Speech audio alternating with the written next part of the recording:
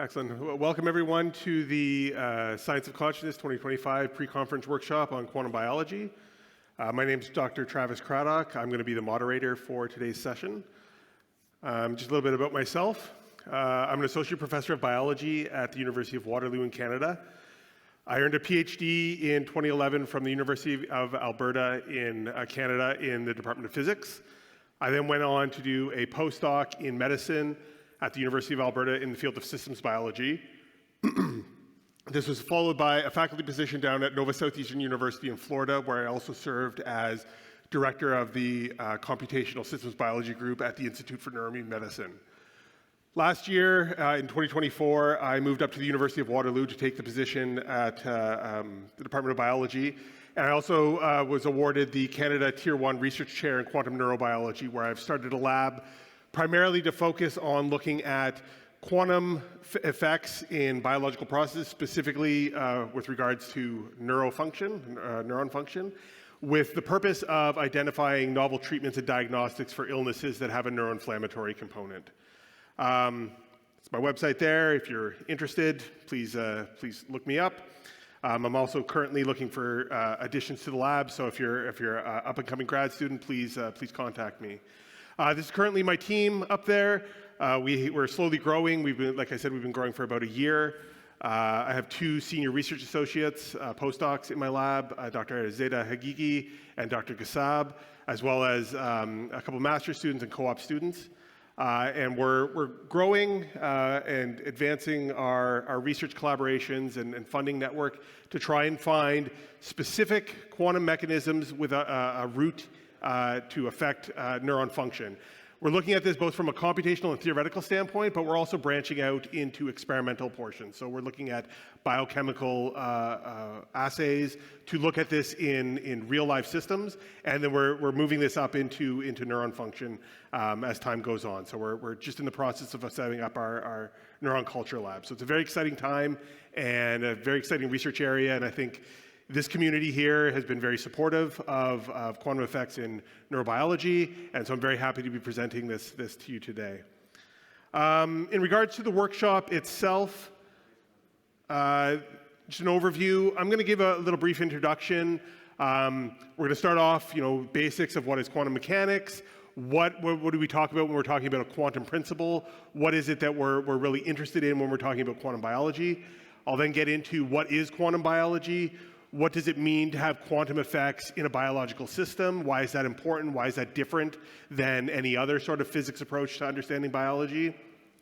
And then specifically, I'll talk about the quantum brain hypothesis, which, if you're new to this conference, it's going to be a heavy component. If not, then you may be well aware of it. But I'm going to talk about it kind of through a historical lens, going from kind of the initial idea of quantum processes in the brain all the way to current date. And that will bring us to our schedule of speakers today. We'll first be hearing from Mike Wiest from Wellesley College, followed by Philip Kurian from Howard University. And then we'll probably take a break of around 15 minutes there. And then we will have a group presentation from the Polytechnic University of Turin, where they'll be discussing some of their approaches to quantum effects in the brain. And then we'll close off. And if we have time left over, we'll have maybe a panel discussion up at the front. It's going to depend kind of how this runs. We had a couple last-minute cancellations, and so I'm affording the speakers a little bit of extra time to give us more information on their topic. But if there is time at the end, we'll have a kind of a roundtable discussion. There will be questions allowed for each individual speaker after their presentation and before the next speaker comes up. So I'm going to ask you to save any sort of questions until a speaker is done with their presentation. Then we'll have a microphone going around the room where we'll be able to ask questions, and then we'll move on to the next speaker after that. Additional things, you'll notice I do not have my lanyard. I have not registered yet. Things got a little crazy down there this morning, so if you haven't registered, the registration is down on the first floor. If you came in yesterday and have not had a chance yet to leave the hotel, they set up now in the front foyer. Apparently there's a banner and a registration table, so I do encourage you to go and get your credentials and register. In addition to that, hope everyone has a good time here at the conference. Okay, so what is quantum mechanics? What we hear about this term, quantum mechanics, we hear about physics, quantum physics. What is it that is the difference between quantum physics and what the other side of it, which is termed classical physics? So classical physics is a description of matter and physical properties in the universe, and it generally stems from Newtonian physics, which kind of looks at everything in kind of a clockwork manner, mechanisms, physical interactions. But when you get down to the very, very small level, so when you get down to the level of molecules and down to the level of atoms and even subatomic particles, things start to behave a little bit differently. No longer are we looking at things in terms of a clockwork action where you have individual discrete units where they interact with one another in kind of a mechanistic point-on-point interaction. At this point, we get down to this reality where instead of looking at things as individual particles, we want to treat them more as waves. So instead of things being separate individual entities, we're talking about things that are kind of spread out over space, time, energy is a little bit fuzzy, and things behave according to probabilistic rules as opposed to deterministic rules. So it's not everything is going to follow a predetermined path. Things are a little bit more fuzzy, and that's what gives rise to this idea of what they call quantum spooky actions at a distance, quantum indeterminism, and everything in reality is based on these quantum mechanisms. However, we don't tend to see them in our everyday life. Now, things like chemical bonds, so if you're looking at two atoms that are interacting with one another to form a chemical bond, we all understand that these have basic roots in quantum mechanics. However, those are deemed what's called trivial quantum effects. So they form these bonds which give rise to chemicals, which then give rise to biomolecules and so forth, but they don't provide anything uniquely distinct from classical physics once you start to scale up from this very, very small scale up to this very, very large scale. And so those are what are termed trivial quantum effects. And there's no debate. Everything that we deal with are these quantum effects building up in this trivial manner to form up to these classical systems, this macroscopic thing that we see in our everyday life. Now, what we're talking about when we get into quantum physics or quantum physics at a biological scale, what we're really interested in is what is called non-trivial quantum effects. And these are things that come about because of the way that you treat these subatomic and atomic particles. As you treat them with the rules of quantum mechanics, they can give rise to behaviors that are not intuitive from a standard classical physics outlook. So these things that I've listed here are generally what are termed the non-trivial quantum effects that we're kind of looking for in living systems. So one is in classical physics, you have things that are kind of follow a continuum. So you can have a speed, you could be traveling with your car, you can go 1 kilometer an hour, you can go 2, 3, 4, and you can kind of gradate up as you go up.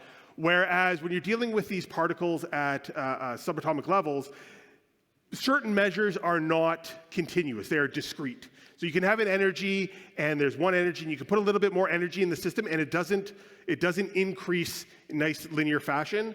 It stays at whatever energy it is until you get to a certain threshold, and then it jumps up to the new level in this quantized effect. And that's really the heart of quantum mechanics. There's quantized properties that are discrete, and they can only come in individual units. And so things like spin are quantum properties that have no analogous tie to the macroscopic world. So you have these quantized systems, and then you have these quantized variables that you do not see in regular classical physics. So that's the first kind of aspect of quantum mechanics.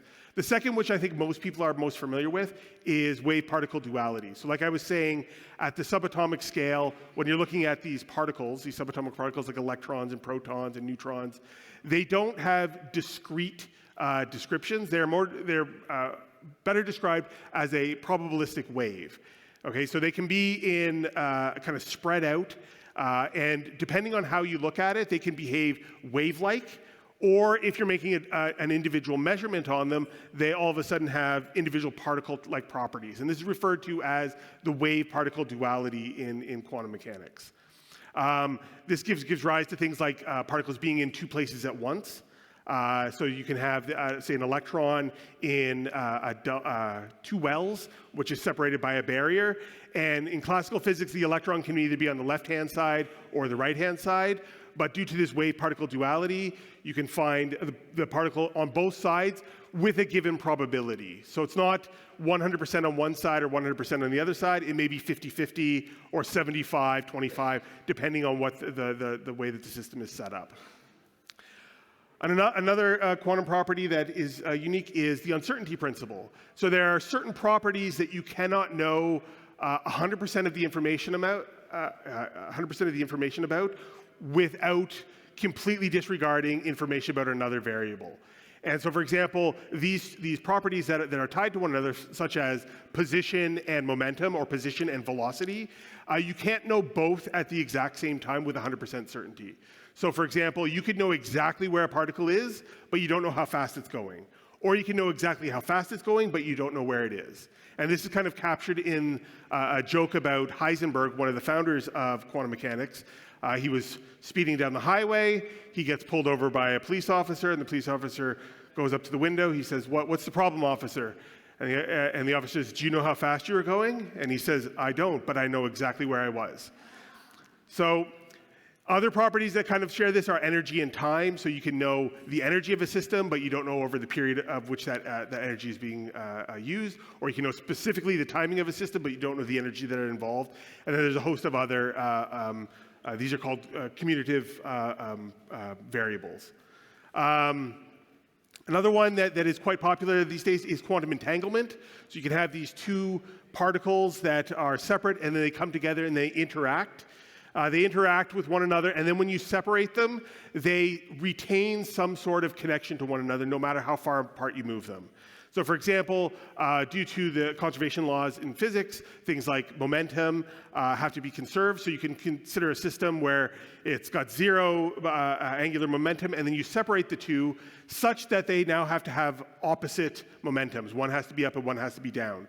But if you don't know what they are and you don't measure them and you separate them apart, they can interact with one another. If you take one to the far side of the universe and measure it, and you know that it now has a spin up, you automatically know that the other one has to have a spin down, even though information from the other side of the universe would take, the speed of light in order to reach you. You know it instantaneously, so it seems like it's what Einstein referred to as spooky action at a distance. And so people are using these properties to take advantage and manipulate quantum systems in this day and age. And then finally, the idea is quantum tunneling. So go back to those two wells that the electron is in, and there's a barrier in between. You can imagine that if you yourself were in a room, and there's a barrier to go into another room, like a door, and it's closed. If I was to look for you, I would find you in room A. I would not find you in room B, because there's a door or a wall in the way, and there's no way for you to get through.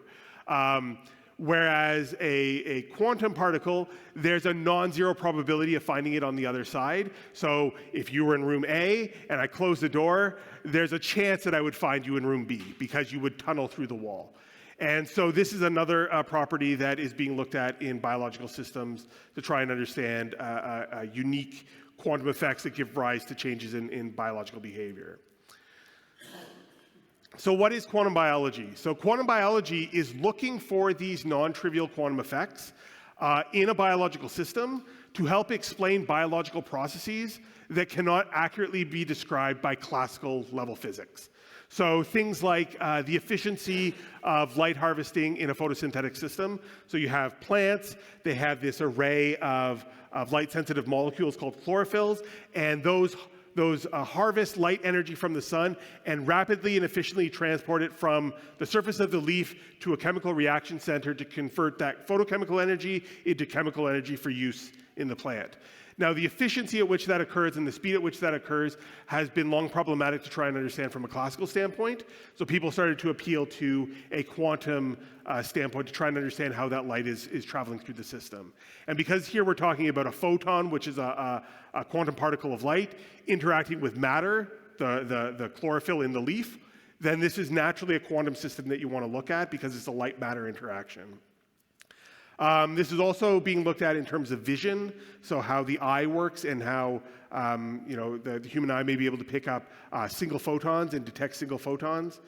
The next area, like I had talked about, is talking about transport of subatomic particles, so the movement of electrons or protons within a biological system. So you can think in terms of neuroscience, you're looking at ion channels and how an ion, which is a single atom, traverses across a protein to go from the outside of a cell into inside of a cell. It's very important in the way that a neuron functions. But because we're dealing with a single atomic particle, it's a natural type of system to look at in regards to treating it as a quantum system. And there's outstanding knowledge on how certain ion channels are selective to some ions versus unselective to other ions, even though they're of comparable size or even differences in sizes, where smaller ions are rejected from going through a pore and larger ions are allowed to go through, even though they have the same charge. It would make sense if you had a hole and you have a smaller particle that it would be easier for it to go through, but that's not the case. So trying to understand this kind of process from a quantum standpoint can give some insights on how these ion channels function. Additionally, in the powerhouse of the cell, the mitochondria, it relies upon electron being transported through the electron transport chain. Because we're talking about electron hopping and movement through this system, again, it's a natural system to try and look at from a quantum standpoint. Furthermore, in enzymes which convert chemicals within the body and are very, very important for biological function, they often involve a proton or an electron transfer. And it's been shown by the work of Judith Klinman that electron or proton tunneling within these systems gives the enzyme a change in reaction rate, which gives it an advantage. And so, therefore, again, this is another system that people are looking at in terms of a quantum biological standpoint. And then finally, an area that is of growing interest is how weak magnetic fields may affect a biological system. So there's evidence of weak magnetic fields, which classical physics, the energy of these weak magnetic fields is too small to actually influence a biochemical process. However, we are seeing experiments where they show that these weak magnetic fields can actually influence enzyme kinetics or biochemical behavior, primarily in bird navigation. So a molecule called cryptochrome, how this cryptochrome molecule can sense a magnetic field after interaction with light, and how that can be propagated to a bird's brain so that it can effectively witness the Earth's magnetic field for navigation purposes. That's one aspect of how weak magnetic fields influence a biological system. From a classical chemistry and a classical physics standpoint, it's not quite well understood, but from a quantum standpoint, using a mechanism called the radical pair mechanism, it can help explain this process. Additionally, there's more and more evidence of nuclear isotope effects affecting biology. So changing not the chemical involved, not the chemistry of the chemical, but changing the nucleus of an atom from one isotope to another one, so from something like, say, lithium-6 to lithium-7, or magnesium-24 to magnesium-25, by adding an additional subatomic particle into the system, can influence the biochemical behavior of that system with those ions involved. Standard chemistry, because chemistry deals with electron shells and deals with electrons, the electrons aren't changing in those systems, so classical chemistry and classical physics cannot explain that, but this radical pair mechanism offers a way in which these isotopes can actually influence these chemical processes due to the nuclear spin interaction. Okay, that brings us to the quantum brain. So there's these ideas of quantum effects in biological systems at large, but do they play a role specifically in the brain? Now, you may think this is a newer idea, but this actually goes all the way back to the initial inception of quantum mechanics. So Schrödinger, one of the fathers of quantum mechanics, in an essay, I believe it was in the 1940s, called Mind and Matter, first he had talked about in What is Life, he had talked about quantum principles in a biological system. And then in this essay, Mind and Matter, he talked about quantum effects and how they may have an influence on the brain and brain processes.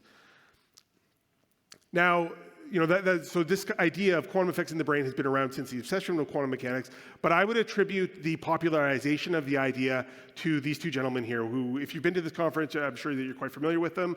This is Sir Roger Penrose and Stuart Hameroff. And they came up with an idea in the 80s and early 90s talking about objective reduction. Sir Roger Penrose came up with this idea of how do you describe the way in which a quantum system goes from this wave kind of behavior to particle-like behavior, where you don't have to cause a measurement directly. There's no external influence on the system. It has to be something, he proposed that it had to be something internal to the system, which was this term objective reduction. And he appealed to quantum gravity, and as the superposition of particles move farther apart, the gravitational self-attraction between the two would eventually force it to choose one or the other of those superposed systems. When he paired with Stuart Hameroff, they proposed that objective reduction took place within microtubules, within the cells or brain cells of individuals, and this gave rise to the idea of orchestrated quantum objective reduction. And the idea there is that the brain is orchestrating the reduction of the wave function to give rise to our conscious behavior and our conscious experience. Almost as soon as this idea was put forth, it received many, many criticisms, primarily from Christoph Koch, Max Tegmark, and Patricia Churchland. And they argued things like the brain is too warm, wet, and noisy to support quantum effects. This has been long and kind of the response to quantum biology, but more and more we're learning that the warmness and the wetness and the noise in the system can give these quantum systems an advantage and kind of force it one way or another to not just stay within a quantum system, but to kind of direct the behavior of the quantum system. So there is room for these quantum behaviors, even in these warm, wet, and noisy environments. There's more evidence coming out every day about this kind of effect. Christoph Koch, being a neuroscientist, said we don't need to appeal to quantum mechanics, we just have to look at the level of neurons. So you don't need to appeal to quantum mechanisms to try and understand the behavior of the brain. We really just need to look at the behavior of neurons and up. And then Churchland had philosophical reasons as to why quantum mechanics and consciousness were not something that would necessarily work together. However, since this time, there's been continuous work by people in the field, Stuart Hameroff, my group, Jack Jasinski's Philip Kurian, who we'll be hearing about, and others have done continued work to try and look for quantum biological mechanisms in biology in general, and specifically in the brain. Even to the point where some of the opponents of this idea have now proposed their own ideas of quantum mechanics in the brain. And so despite the shortcomings of these initial descriptions of quantum mechanisms in the brain, I think it's something that really drove the idea in the field of looking for quantum effects in biology as well as in neurobiology specifically. And so that kind of brings us to today's workshop. So we're going to have a number of speakers. First up, we're going to have Mike Wiest from Wellesley College. He got his PhD in physics in 1997 from Michigan State University. He then went on to do a number of postdoctoral and research associate level works at Baylor College of Medicine and Duke University before taking faculty position at Wellesley College. He will give us a presentation shortly about active interference for real-time biological planning and control requires quantum orchestrated objective reduction. And so I'll let him describe that a little bit more once we get him up here. Following Dr. Wiest, we'll hear talk from Philip Kurian, who's principal investigator and founding director of the Quantum Biology Laboratory at Howard University in the United States. He received his PhD in theoretical physics from Howard in 2013. He then went on to do a postdoctoral fellow at the National Human Genome Center, as well as the Georgetown Howard University Center for Clinical and Translational Sciences, before starting his quantum biology lab at Howard in 2016. He's been a U.S.-Italy Fulbright Scholar in Trieste, Italy, a research assistant professor at Howard University College of Medicine, a visiting professor at the University of Iowa, a Simon Scholar and Senior Fellow, as well as a fellow at the Kavli Institute for Theoretical Physics. And he will give us a talk on biological qubit light architectures and the computational capacity for life. We will then have a short break, grab some coffee, stretch your legs, and then we'll come back and we're going to have a group presentation from a group at the Polytechnic University of Turin, who's headed by Dr. Marco Cavaglia, who's an MD PhD and senior researcher at the Department of Mechanical and Aerospace Engineering at the Polytechnic University of Turin. In '97, he received his medical doctorate in medicine and surgery from the University of Turin, and then received a PhD in neuroscience in 2002 from the University of Insubria. In 2019, he became a research fellow at Polytechnic University of Turin, and where he continues to this day. And he's going to give a brief overview of a multi-scale resonance model of consciousness from lipid membranes to global brain fields. Then we will hear from some of his research associates. First, we'll hear from Thomas Firaux, who is a junior researcher at the University of Modena and Reggio Emilia in Italy. He received his bachelor's degree in psychological sciences and techniques from the University of Florence in 2022. 2022. And then he got his master's degree in neuroscience at the University of Turin just last year, before moving over to the University of Modena and Reggio. And he will give us a talk on consciousness, cognitive and behavioral modeling through field-based frameworks.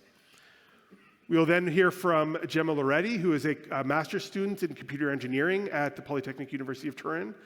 She received a bachelor's degree in computer and electronic engineering from the University of Perugia in 2022. And she's currently pursuing her master's degree at the University of Turin.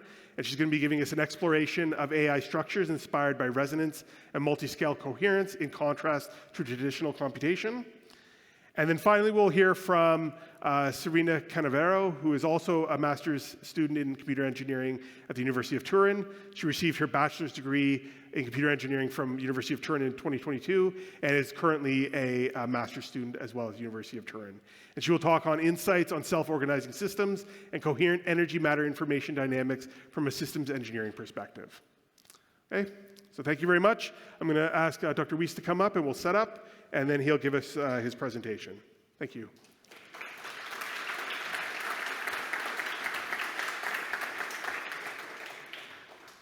How do I advance slides? Yeah, I think they're right behind you here. How will I advance? Right over here. Thank you. Got it. Yeah. I'm just going to grab my bag here.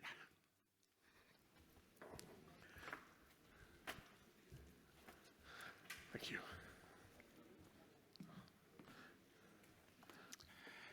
Good morning, everybody. I'm Mike Wiest from Wellesley College in the United States, and I'm going to use my 25 minutes to try and convince you that active inference for real-time biological planning and control requires quantum orchestrated objective reduction. That's the Hameroff and Penrose theory that you just heard a bit about. Active inference is a theory of optimal behavior, about what you should do if you can, if you're a biological agent. And we just heard how OR, or orchestrated objective reduction, is a theory of consciousness.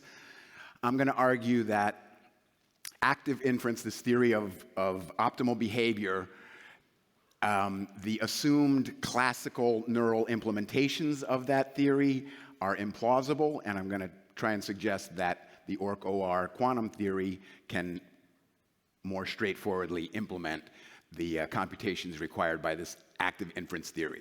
So active inference, I think, it's a dominant paradigm in cognitive neuroscience, but I don't think it is discussed that much at this conference. So I'll give a little introduction to that, and then some of the difficulties or implausibilities with the classical implementation before I suggest the quantum implementation. Let's see if I can get to the next slide. Yeah. So in the 1990s or so, there was what Joseph Fieser, way back in 2010, called a quiet paradigm shift from what he called signal processing to probabilistic inference for describing perception.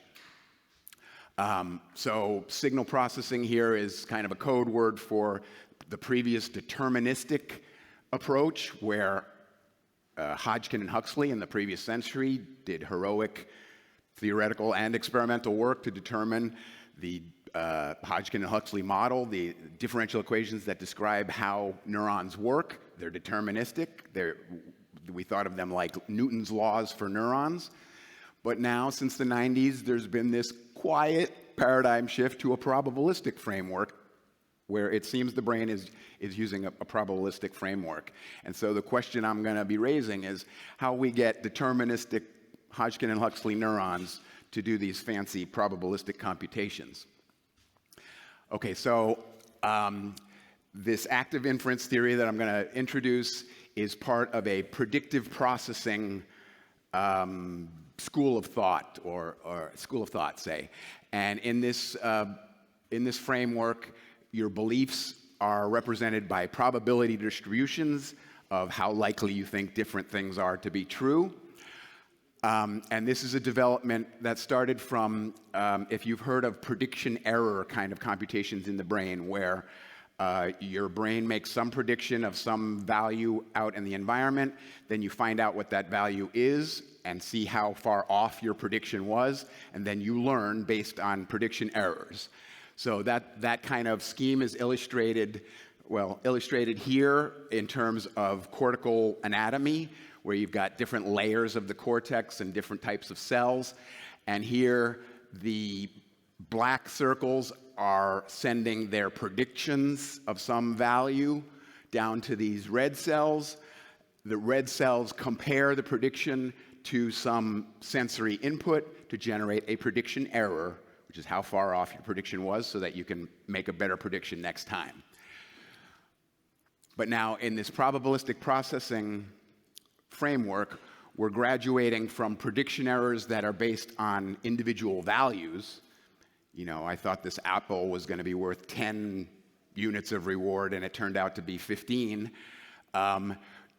In the probabilistic framework, we're graduating to, instead of representing individual values, whole probability distributions over different possibilities. And so this idea of comparing the prediction to the observation to generate an error now becomes comparing your predicted probability distribution to what you actually see to update your probability distributions, which again are your beliefs. And in this framework, you are the model that generates your beliefs, or you are your beliefs, you could say. This schematic here is illustrating how you could generalize this kind of prediction error scheme to a hierarchical organization like we have in the cortex, so that there are multiple levels sending their predictions down to be compared to the inputs from the lower level to continually improve the predictions. Okay, so here is the foundation, the Bayes rule, the foundation of this probabilistic scheme, where, again, you're trying to update your predictions based on sensory inputs. So the sensory inputs here are O for observations, and S here represents states of the world, that you have these probability distributions that represent your beliefs about things in the environment. So this is your so-called prior prediction about how likely you think that thing is to be an apple, say. And based on Bayes' rule here, we calculate an updated, so-called posterior probability distribution, the probability of that is true, given the new observation. Okay, so this is supposed to be optimal, and the proposal is that the brain does something like this. And so we'll have to talk about the computations that are needed to do something like that. And I said, you are your beliefs in this framework, or you are the model that generates your beliefs. So that's part of your beliefs, and this is also your model of how likely a given observation is based on what you think the state of the world is. And then this other term is the probability of particular observations that you saw, which can be interpreted as evidence for your model. I won't dwell on that. Okay, so So far, this is just a scheme for predictive coding or probabilistic processing with respect to perception. Around 2006, Carl Friston made a suggestion that might deserve to be called brilliant. It's quite simple, and the idea is, and so this is now where we get to active inference, which is a generalization or a development of the probabilistic processing or predictive coding framework that I introduced on the previous slide. But now, what Friston did is to include your own states of your motor system, your muscle system, as part of the variables representing the state of the world. And so now you're not just predicting what the environment is, but also your own actions as part of your model. And there's a built-in optimistic bias into these predictions so that you do things that will be helpful to you. Okay, so it's just one little step here, but now we've got a unified theory of optimal perception and behavior, whereas before we had two fields, optimal motor control and perceptual inference, and didn't know how to marry them. So I think this is a big deal. Moreover, the variables in the model seem to map pretty well at a sort of coarse scale onto parts of the brain and specific pathways in the brain, and even particular neuromodulators like dopamine or acetylcholine. Their pattern of function seems to match pretty well with particular variables in this active inference model. So we've got a bunch of evidence that this model of what you should do if you're an optimal agent pretty well describes a real brain. And it's been further expanded to include all sorts of biological agents, not just things with brains. Okay, so I said on this slide, I said we graduated from prediction errors that are just differences in your prediction of some value versus what you observed to whole probability distributions.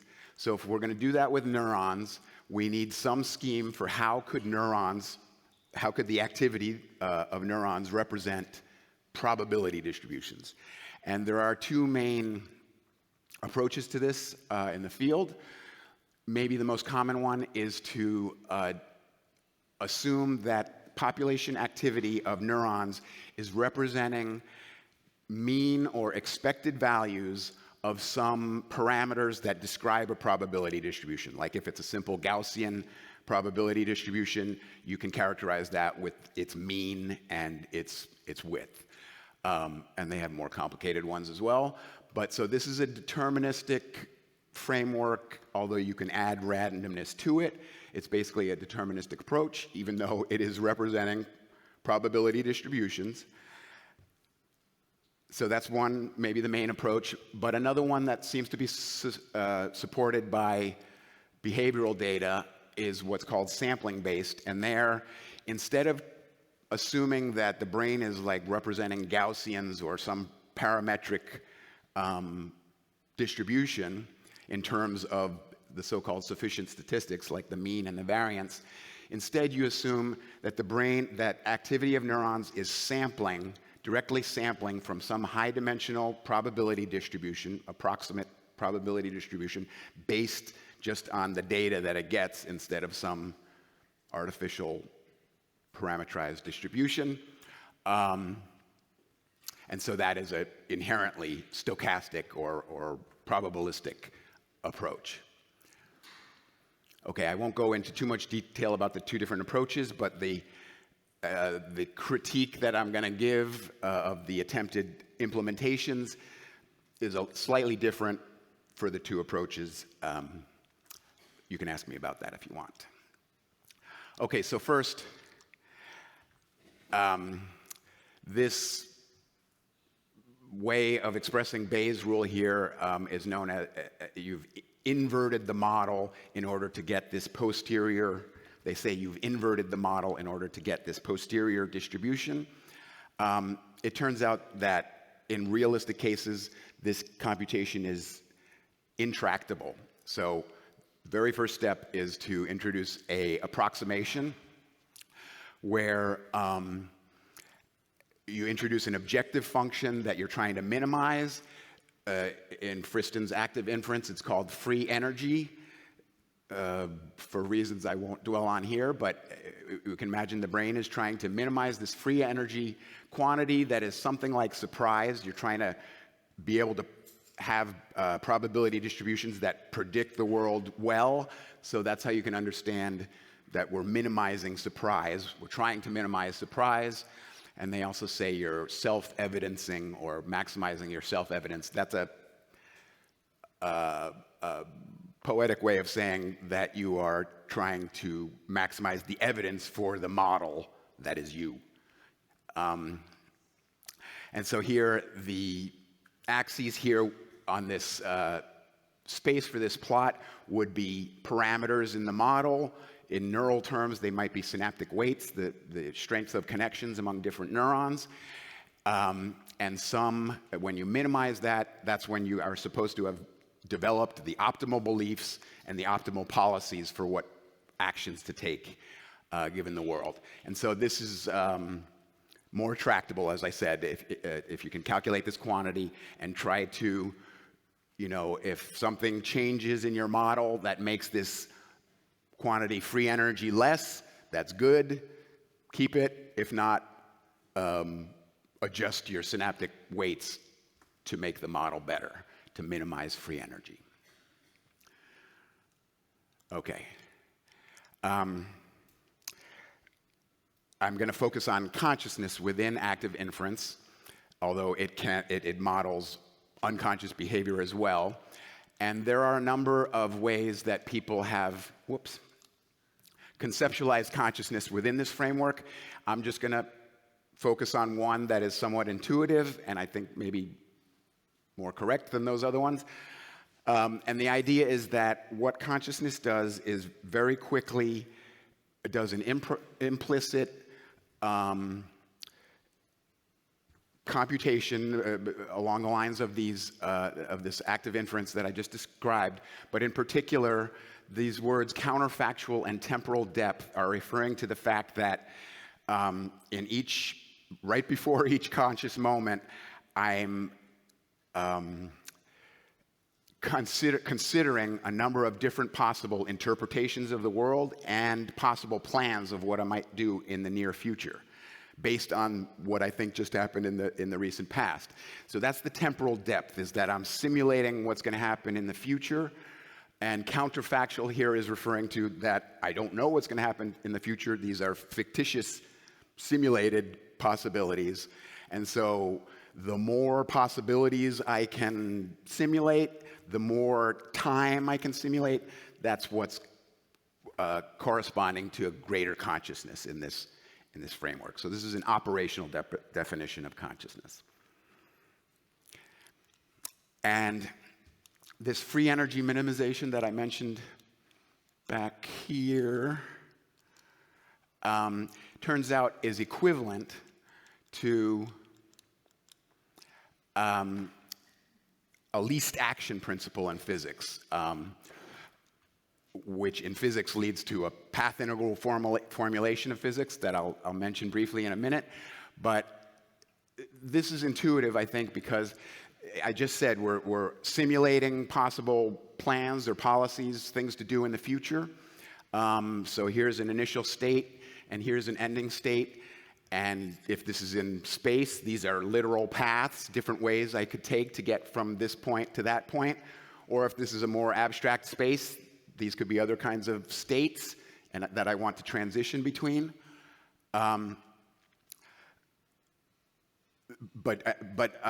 this path integral is just meant to is a mathematical expression of simulating the different possible actions that I was just describing about.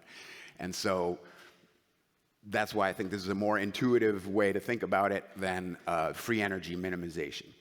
So the model, the system needs to simulate what it could do and what possible environmental variables are in the near future. If you really have to consider every possible path, that is very many. And that is intractable again. And so in order to make this calculation more tractable, people adopt what is known as a mean field approximation, where instead of considering entire paths, we're going to consider individual time steps and treat them as statistically independent from each other. Whoops. Let me get down to, okay, I'm going to come to that in a second, the statistically independent part.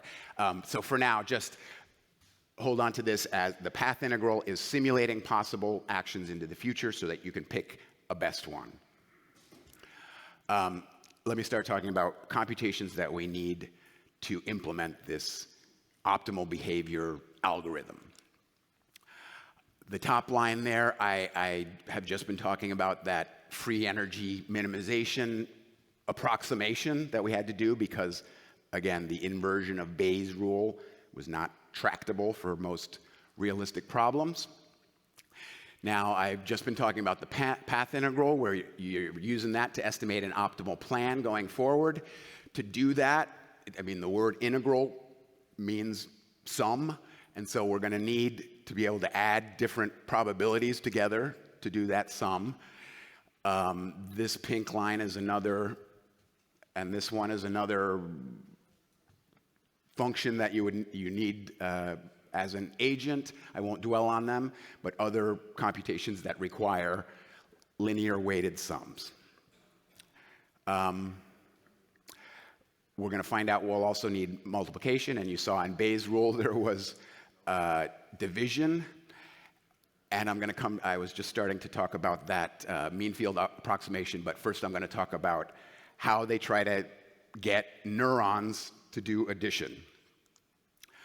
And so when we go from the so-called normative model that says what an optimal agent should do to try and simulate the brain, they call those process models. So this is an example of a somewhat typical process theory from Friston and colleagues in 2017.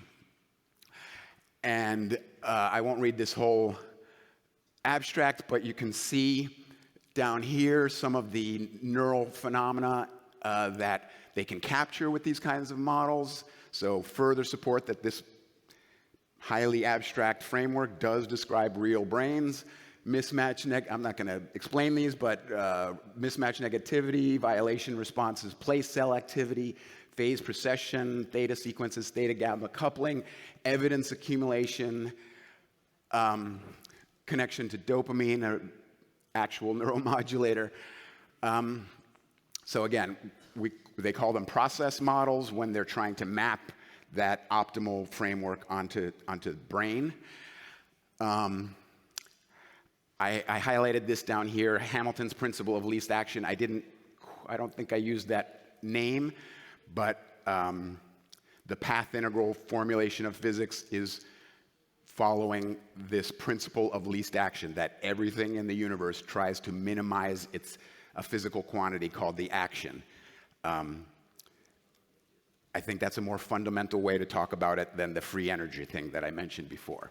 Okay, but so my purpose here is to raise some doubts about whether the ways that people assume that this model could be implemented are actually plausible. And so I want to highlight some of the idealizations that are in typical process models like this. First of all, the neurons have firing rates, are just modeled as average firing rates instead of modeling actual action potentials, like real neurons have. The rates are assumed to be encoding probabilities in our probabilistic scheme. But for reasons I'll explain in a minute, the postsynaptic potentials are assumed to be proportional to logarithms of probabilities. They assume a sigmoid function to translate between the membrane potentials and the firing rates of neurons. They have to be able to add probabilities strictly linearly. And something I haven't mentioned yet is discrete perceptual cycles. When you do this conscious integration of possible plans, it takes some time, and you get an answer after some fixed time. So that scheme implies there are discrete perceptual cycles. In this model, they're just implemented by brute force without any actual neural mechanism. Okay? And so for all of these, I'm going to point out that we don't really have realistic classical models to say that neurons can do this stuff. So another problem related to how I said if you're going to integrate over many possible plans, it's intractable to use the whole trajectory, and you need to break it into time steps. Similarly, remember in our probability distributions, S was states of the world that I'm trying to predict and model. Well, that's many variables. So in a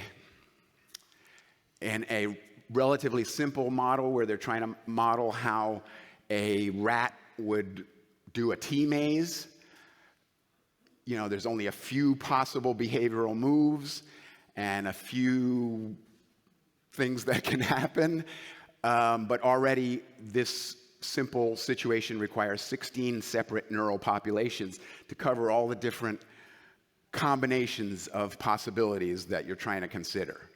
So I'm saying there's a potential combinatorial explosion here.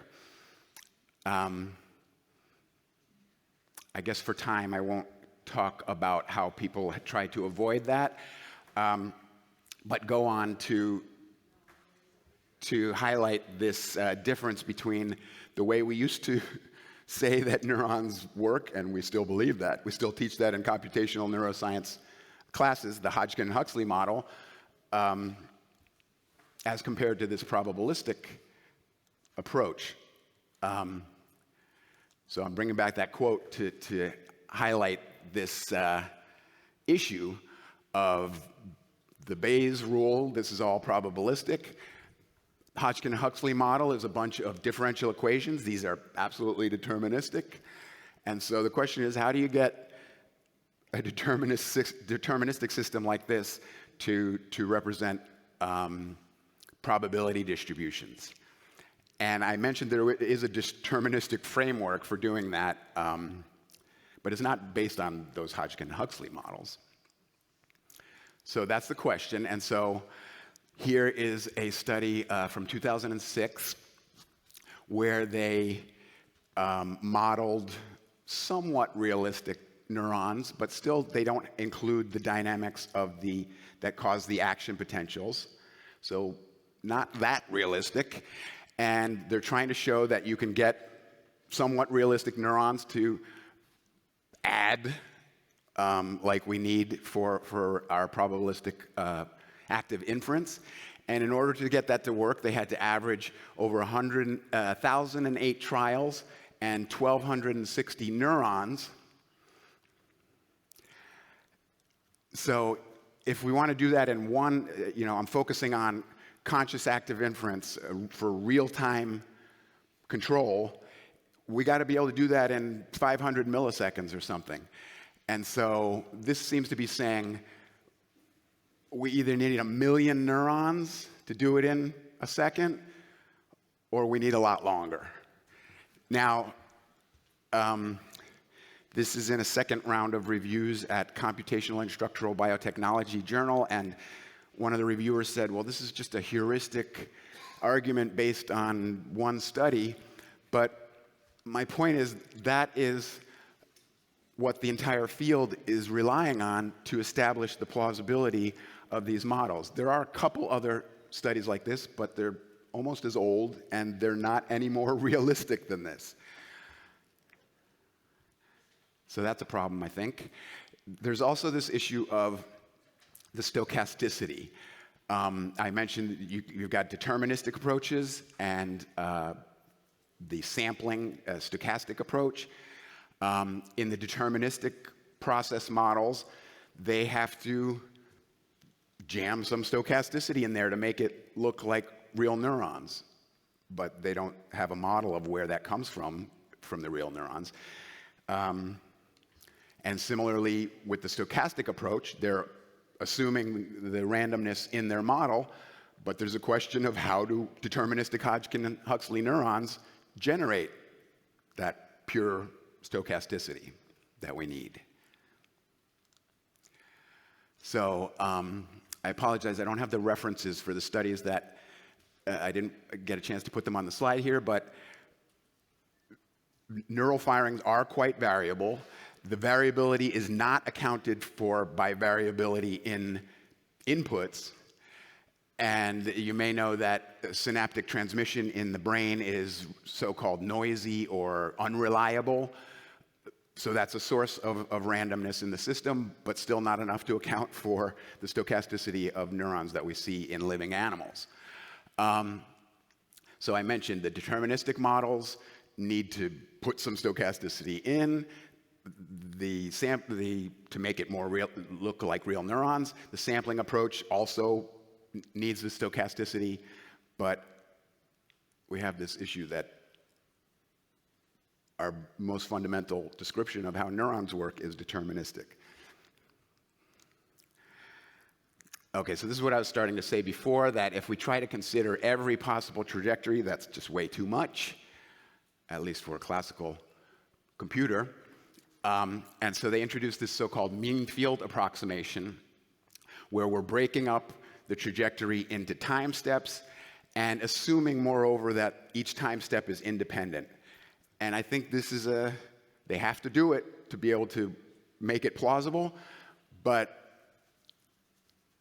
you know, if you're considering what to do, you want to consider whole trajectories, not just independent things that you might want to do at each time step. And so I think we're already straying from what we should allow if this is going to be a realistic description of what people do. But in any case, this is the approximation. And so now, in addition, we already needed multiplication, but this highlights that we, in addition to the linear summation that we need to implement this algorithm, we also need multiplication. Am I running out of time? 10? Thank you. And this leads to a sort of catch-22, because if you assume your neural activities are representing probabilities, sums are relatively straightforward, but products will be problematic. If you assume that neural activities are representing log probabilities, then products are easy, but sums are hard. So the solution that was in the process model that I showed you earlier was to say maybe the synaptic potentials or the membrane potential is representing log probabilities and firing rates are representing probabilities. There is some support for this. So a neural implementation of Wald's sequential probability ratio test. I won't go into detail here, but this is recordings in monkeys that seem to establish that firing rates are accumulating evidence in log probability units. This is log likelihood ratio. So it's not that the firing rate is representing that log quantity, it's representing a probability, a raw probability, but the results suggest that the monkey makes its decision, its behavioral decision, when an implicit logarithm has reached some threshold. So I didn't explain that too much, but this is support that maybe the brain really does have a log probability representation somehow underneath the firing rates that gets translated into the firing rates representing probabilities. But this is an experimental paper. It does not show how classical neurons could do such a thing. Okay, one more problem is that all of these process models rely on attractor network or attractor states, convergence into attractor states in order to reach some conclusion or some result. So attractors are just quasi-metastable states of some dynamical system. They could be so-called dynamic attractors, where you're in some kind of repeating state, or just staying in the same state statically. But in realistic neural models, this takes hundreds of milliseconds to converge into a stable state like this. And here's someone arguing that this is too slow because we have to do this across the brain, and there are conduction delays, different conduction delays for sending signals to different parts of the brain, which would tend to destabilize such an attractor, at least theoretically. And the sensory input is always constantly changing, which would tend to destabilize things. So there's a real question about whether attractor dynamics are fast enough to do real-time control. So here's a summary of my critique so far, where I've got the so-called normative active inference model at the top, that with the check mark saying it does seem to account for behavior and electrophysiology and some pathologies. But we've got an X here in terms of the neural implementation. The things that are not established, according to me, as far as I can tell in the literature, is robust linear summation quickly enough, fluent alternation between summation and multiplication, this dual representation with log probabilities and probabilities. There's a question about if you have enough neurons in a brain area to cover all the possibilities, or to make your summation linear, as it was in that one realistic study I showed you. I don't think it's been shown there's enough time for attractors to do this, and there's a question about where is the stochasticity coming from if your neurons are Hodgkin and Huxley deterministic neurons. There's one more, before I go on to one more problem, I want to note that a few years ago, Friston and colleagues developed a quantum version of this active inference formalism, and essentially derived, I'm not going to read this, but derived that biological systems must be using quantum computation and quantum entanglement. Here's a couple other quotes. In this quote here, one might imagine that a combination of quantum computing and neuromorphic engineering may be able to parallel the efficiency of human vision. This is a really cryptic way of saying it looks like you need a quantum model to explain human vision. These results suggest that quantum biology is far larger than we thought so far, and all biological systems are probably quantum in a non-trivial way, to use Dr. Craddock's term. So before I make this separate argument, already from within the framework, the authors are suggesting we need to turn to think about quantum effects. It seems that nobody noticed this paper, though. Okay, now I want to emphasize one more problem quickly, since I'm running out of time, which is that in real life, as in active inference, perceptual cycles are discrete. There's a number of ways of showing this experimentally. Here's the phenomenon of backward masking, where you would see these two bars, and your task is to say which one was longer. Very soon after that is flashed, these masking stimuli are flashed, and they can prevent you from seeing these, even though it's coming after. And so that shows that it takes some time to see something consciously. Similarly, this flash lag effect is where you have a bar moving that way, and then this bar flashes briefly under the other one when they're perfectly lined up, but what you see is the other one ahead of the one that got flashed. And David Eagleman did a clever version of this where the thing bounced back, the moving bar bounced back, and proved that it's not a predictive effect, it's a postdictive effect where you integrate for some amount of time to figure out what you're going to see. Okay, for time I won't describe the color phi effect, but we saw in active inference we need discrete cycles for consciousness, and in real life. But the classical models continuously update. New sensory inputs coming in immediately affect the computation, which is different from real life. Here's the neural correlate of those discrete cycles. During binocular rivalry, two different images are shown to the two eyes, and instead of seeing both of them, we tend to alternate between seeing one or the other for a few seconds. And this is showing how there's these bursts of synchronization timed to when you press the button to say, I'm seeing the other image. And so it appears that we have the neural correlates of these frames of our conscious movie are moments of synchronization across the parts, the neurons that are participating in that conscious moment. But again, the classical framework doesn't really have a way to deal with that so far. So I'm going to suggest that ORC-OR will. I can do it in 3. So the hypothesis here is that the substrate of consciousness is a quantum vibrational state of microtubules.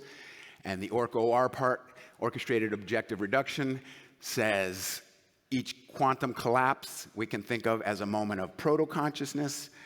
And those moments are orchestrated in the brain by structures like microtubules to form larger scale moments of consciousness.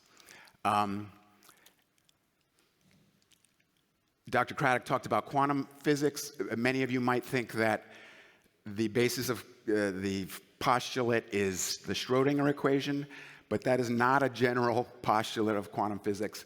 The least action principle and the path integral formulation is general, covers colors relativistic physics and spin and things that the Schrödinger equation doesn't cover. And so this is what is happening in between every moment of objective reduction is the universe tries to minimize the physical action, which remember is equivalent to the mathematical framework of active inference. That path integral in active inference is following Hamilton's principle of least action. That's what this quantum dynamic does every moment, everywhere in the universe. And so it can do this path integral, including the whole trajectories, without that mean field approximation. All the summation is perfectly linear, because that's always the case in quantum physics. Here's a cartoon of the possible implementation with microtubules having two-way communication with the membrane. I won't detail that now. This is just my modest experimental contribution showing that the anesthetic isoflurane seems to target microtubules in order to make rats unconscious, because when we gave them a drug that binds to microtubules, it took them longer to get to reach unconsciousness. That's what this loss of writing reflex latency refers to. I will quickly mention that there are a number of other problems that the quantum approach could help with. One is memory capacity. This is not well appreciated by the public, I think, that our models of memory are only linear in the number of neurons in terms of how many memories you could store. There's a tendency to think that it's the number of neurons if you have 100 neurons, people tend to estimate that you can store 2 to the 100 memories, but that's way more than a classical model can do, whereas we have quantum associative memories. There's this idea that quantum computation is hype because there's only a few quantum algorithms. That applies to speed, but speed is not the only advantage that quantum computers might have. Memory capacity is another. There's also a large literature on quantum cognition I didn't have time to tell you about, where we make judgments that seem irrational. It is questionable whether classical neurons can do that. I told you that active inference itself, the theory says biology must be quantum, and I'm pointing out that the natural objective reduction dynamic imposes those discrete cycles that we know we have, discrete perceptual cycles that we know we have, but the classical models don't account for. And there's a summary of some of the things I talked about. Thank you.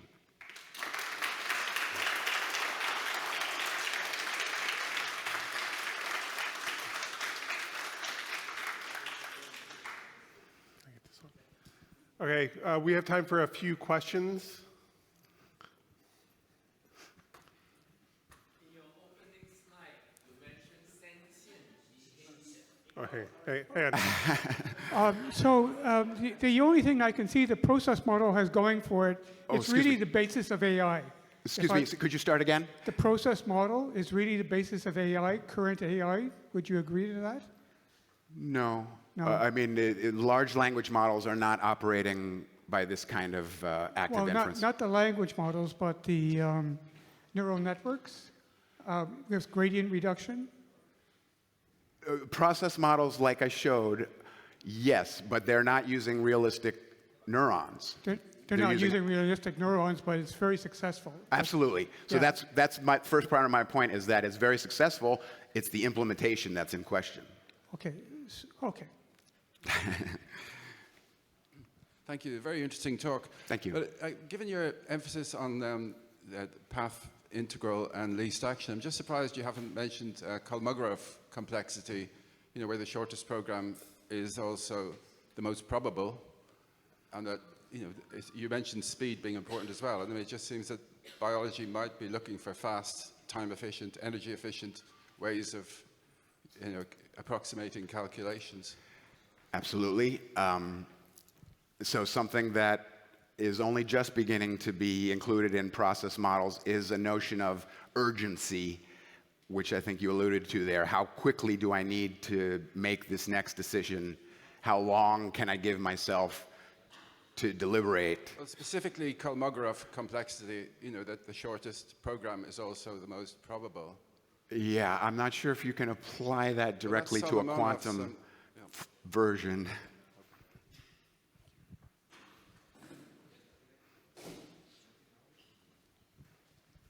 Okay, do you mind going to the opening slide? Oops. The opening slide, you mentioned something about sentient behavior. Yeah. Somehow I thought that much of what you're talking about is sensory. And then sensory and sentient, there seems to be some kind of a gap. So what are you saying there? They use, so I took sentient from the active inference papers, and they more or less use it as synonymous with conscious. And so that's how I meant it there.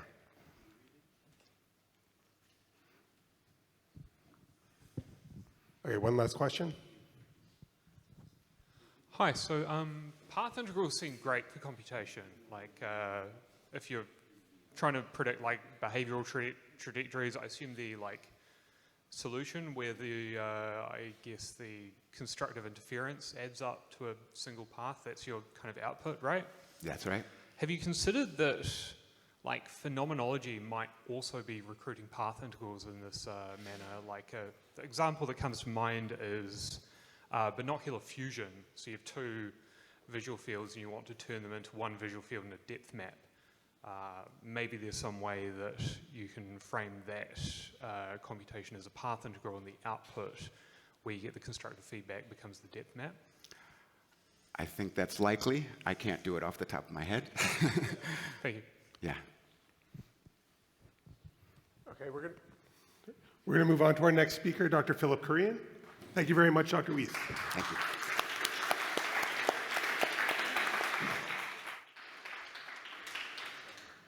Hola, buenos días. Es un gran privilegio estar in Barcelona con ellos. It's a grand privilege to be here in Barcelona with everyone. I'm very privileged to be the principal investigator and founding director of the Quantum Biology Lab.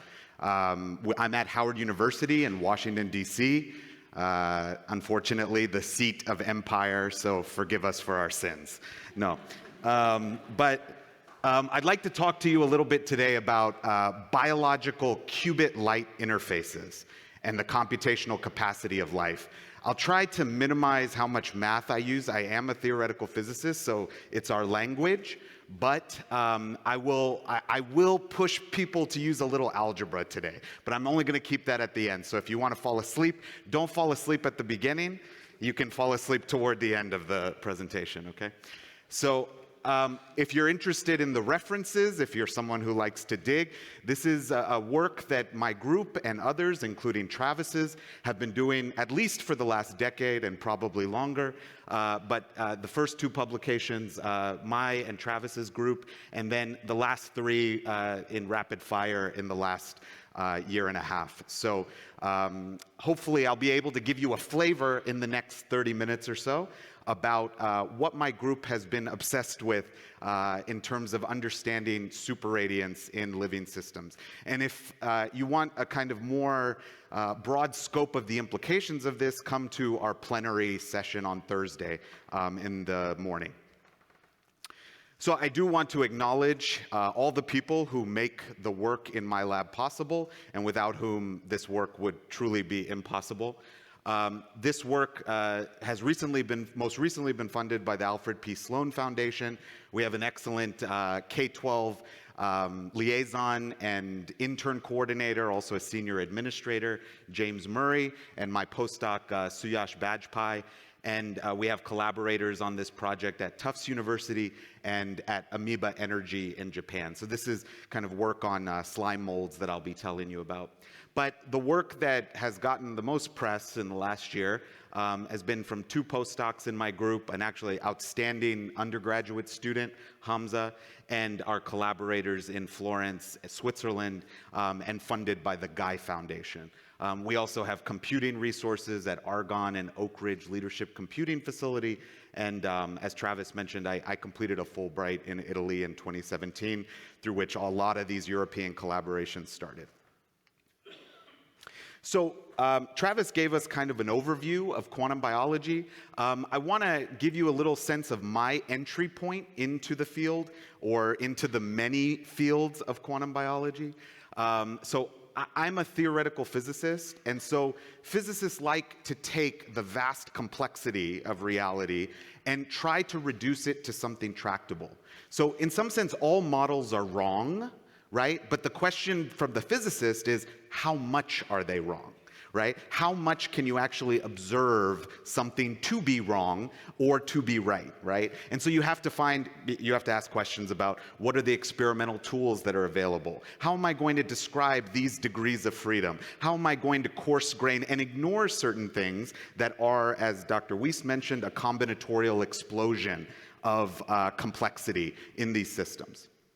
So physicists like to take many, many things and reduce them to their simplest quanta, especially in the world of quantum mechanics.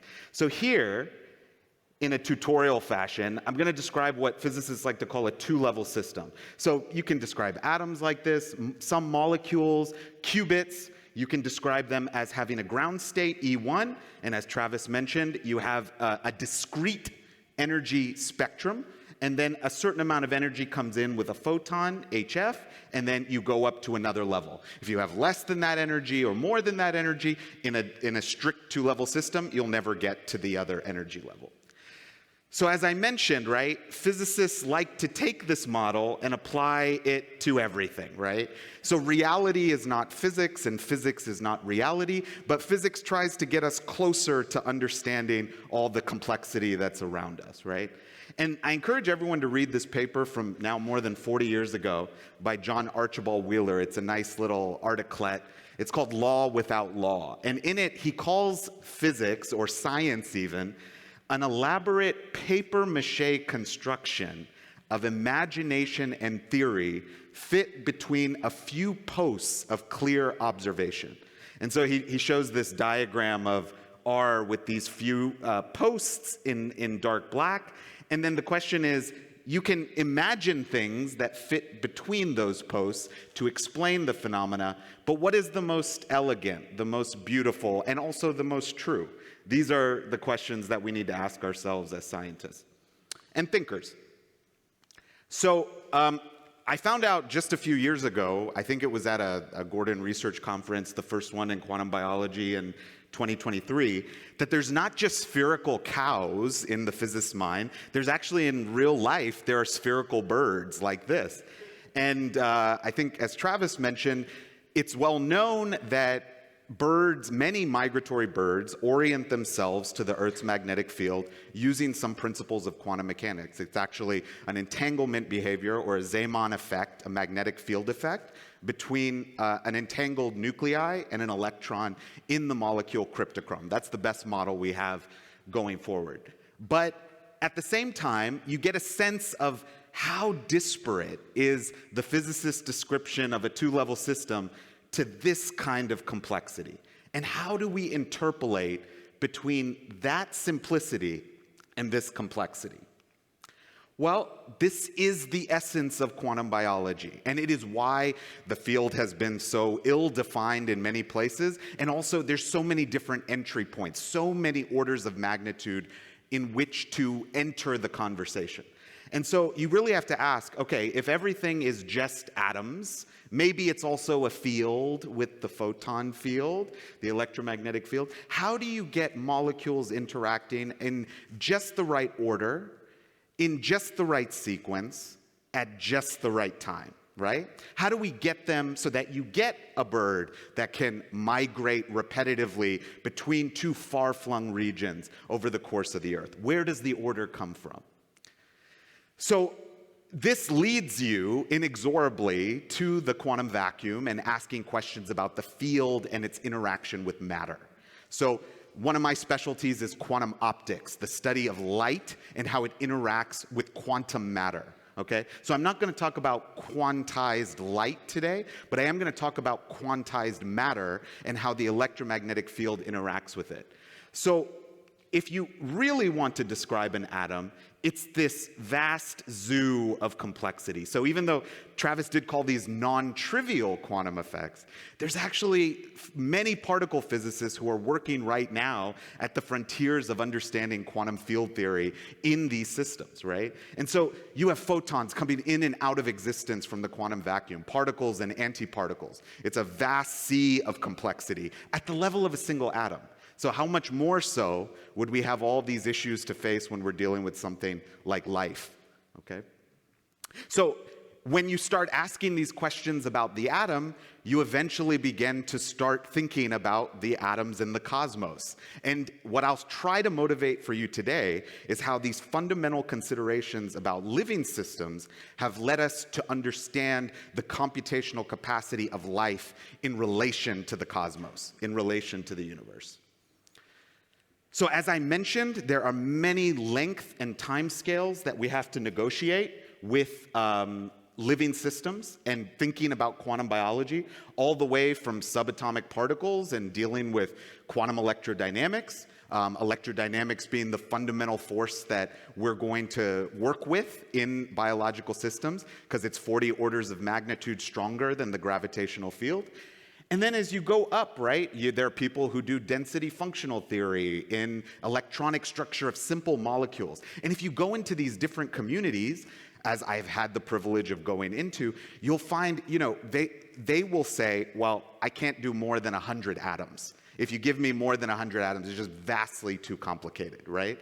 And so in some sense, there's many different scales of language that we have to traverse as well. Because, people, they spend their whole careers working on, a single type of molecular system or a 2D material or things like this. And so it's important to keep that in mind in terms of the complexity. But how do you go from taking these truly quantum level effects and seeing them through at the scale of, macro scale systems that you have fluid flowing? Are there any effects, or can it all be reduced to a classical Newtonian fluid? So these are some of the questions that we're thinking about.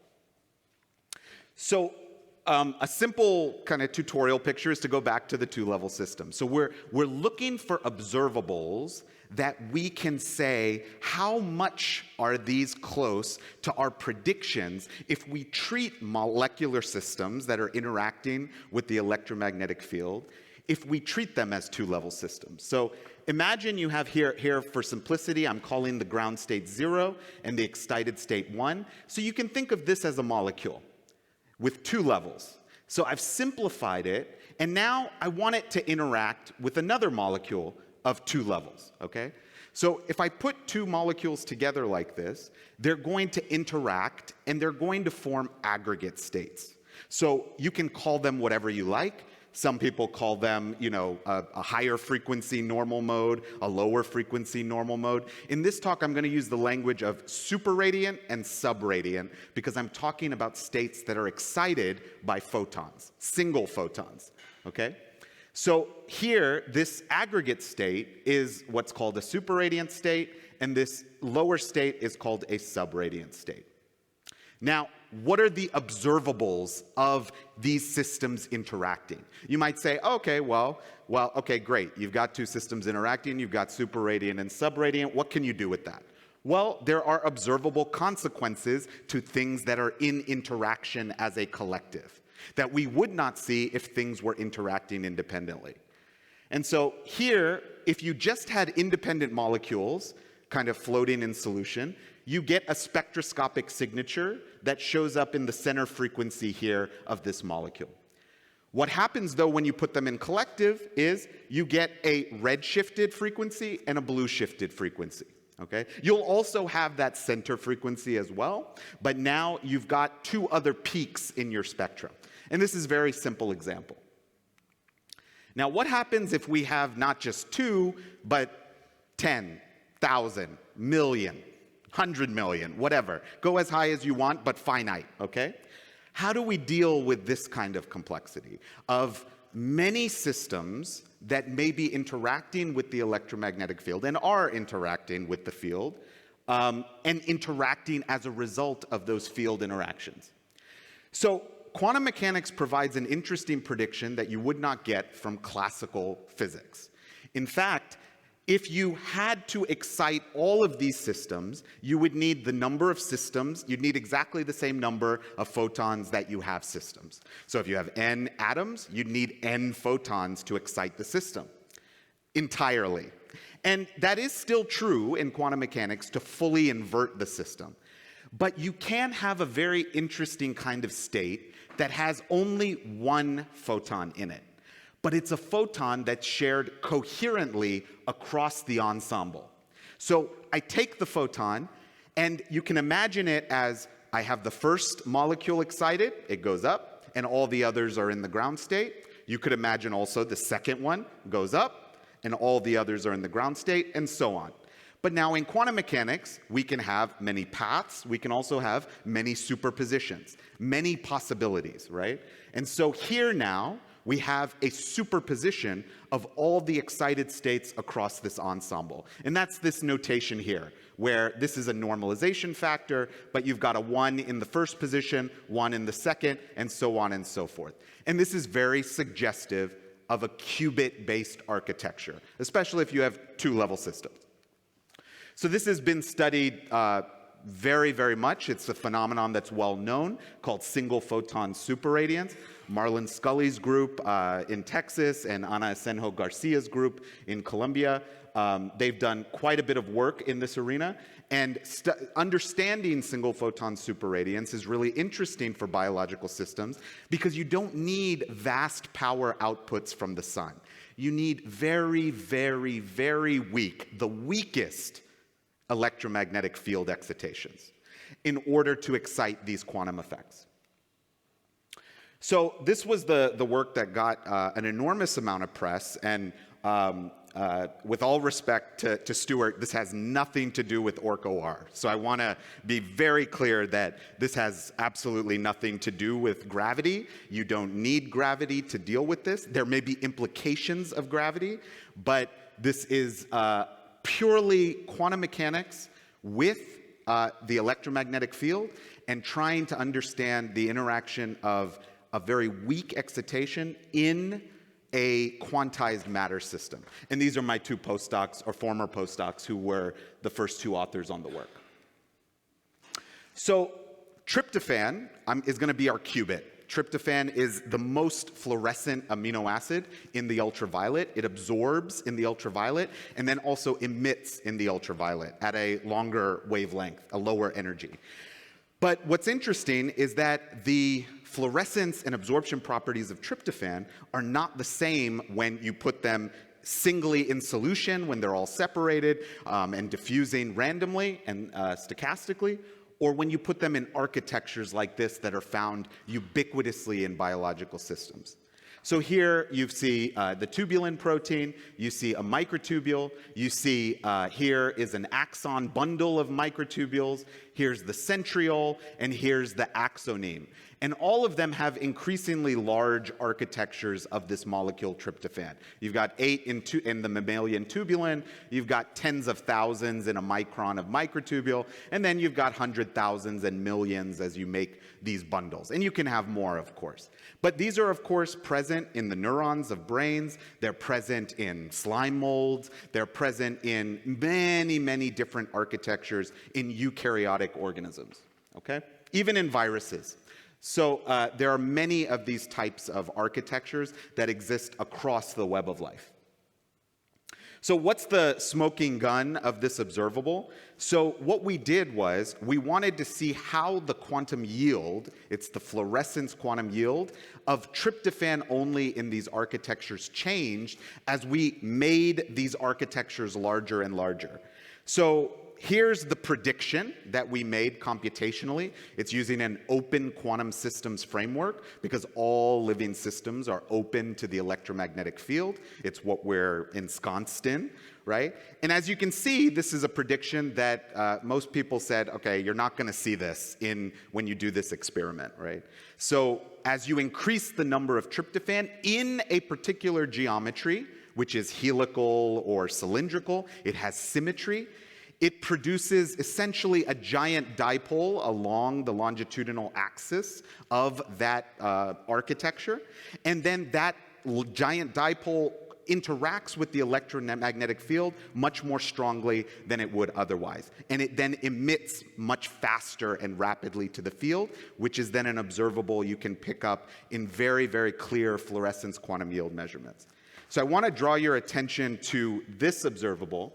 So if you go from tryptophan here to tubulin in solution and then to the full microtubule, you go from this amount of quantum yield at 295 nanometers. Tryptophan is the only thing in proteins that absorbs. The other amino acids absorb at much lower wavelengths. Tryptophan is the only one that absorbs above 295. And so at 11.4%, it actually goes down as you take tryptophan in solution to then tubulin in solution. And that was interesting because it suggests, okay, you put tryptophan in a protein. You remember that picture I showed you of tubulin? If you put it in the protein, the non-radiative degrees of freedom, meaning the things that don't emit to the field, it increases, and that lowers the quantum yield.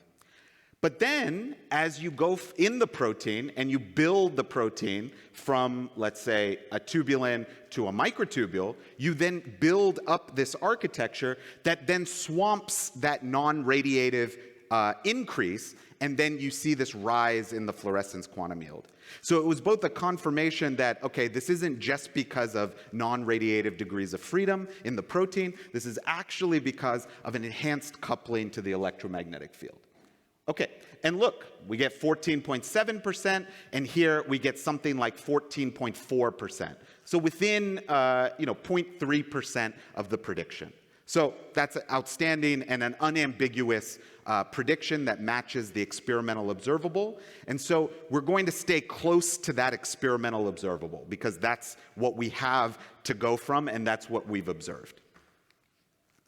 So here now are those architectures. So what's the point of this? Okay, so now you've proved that there's single photon superradiance in these architectures that are helically symmetric or cylindrically symmetric. What can we do with that? Well, the first thing is that this doesn't just occur in microtubules. So it's not that microtubules are a mystical thing that are somehow better than all other proteins. They have a different function and a different purpose than other architectures of proteins.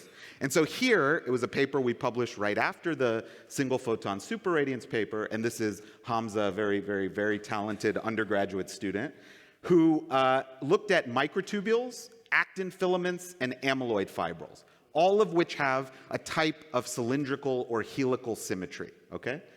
And so if you look at all of these, the key point is that they have couplings between these tryptophan molecules, and they have a cylindrical symmetry, okay? A helical symmetry. And in fact, you can see this in amyloid fibrils most clearly because these types of amyloid fibrils actually have an enormous density of tryptophans. You can see in red are the tryptophans, and they have the highest density among these 4 structures. There are some amyloid fibrils that don't have any tryptophans, but they have other objects that can absorb in the ultraviolet.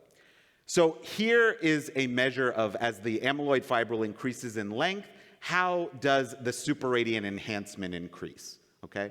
And that's exactly what we showed here. But why is that relevant? Well, if you just had these tryptophans in solution, remember I showed you at the very beginning, you'd have a center frequency right at 0, and then all the others would sort of not be damped relative to that center frequency. But because you have this massive coupling going on in these architectures, you have a red-shifted peak and a blue-shifted peak. And it's very complicated because these aren't just simple 2-level systems. But now you have a bunch of superradiant states in this low-energy mode. It's something called, it's a large collective Lamb shift. So the Lamb shift is something that was originally discovered in hydrogen, but now we're seeing this for architectures of molecular qubits in biology. And so you have this large collective Lamb shift that then shows these superradiant states, and because of that, you get an observable called the fluorescence quantum yield that is robust in the thermal limit. Why is that important? Well, the specter of decoherence is something that quantum biology has been plagued by for many decades. But the question is, are there observables that survive in the presence of a lot of thermal noise and thermodynamic turbulence? And in fact, this is one of those observables. Because in the fluorescence quantum yield, for the physicists in the audience, you're in the thermal Gibbs ensemble. So you can weight these states such that in the Gibbs ensemble, this is not a special thing, it's standard for physicists, you can then see that the lowest energy states are actually weighted most strongly in the Gibbs ensemble. And that's why even if you only have a few superradiant states in your manifold, they're weighted extremely strongly. And in fact, as you go larger and larger, you get more of a robust signature. So we're currently attempting to experimentally validate this prediction in amyloid, which we expect to be a much stronger signal than we saw in microtubules. The intuition, again, is cylindrical or chiral symmetry. So if you have a chiral object, like here, you will then see most of your superradiant states in the low energy part of the spectrum.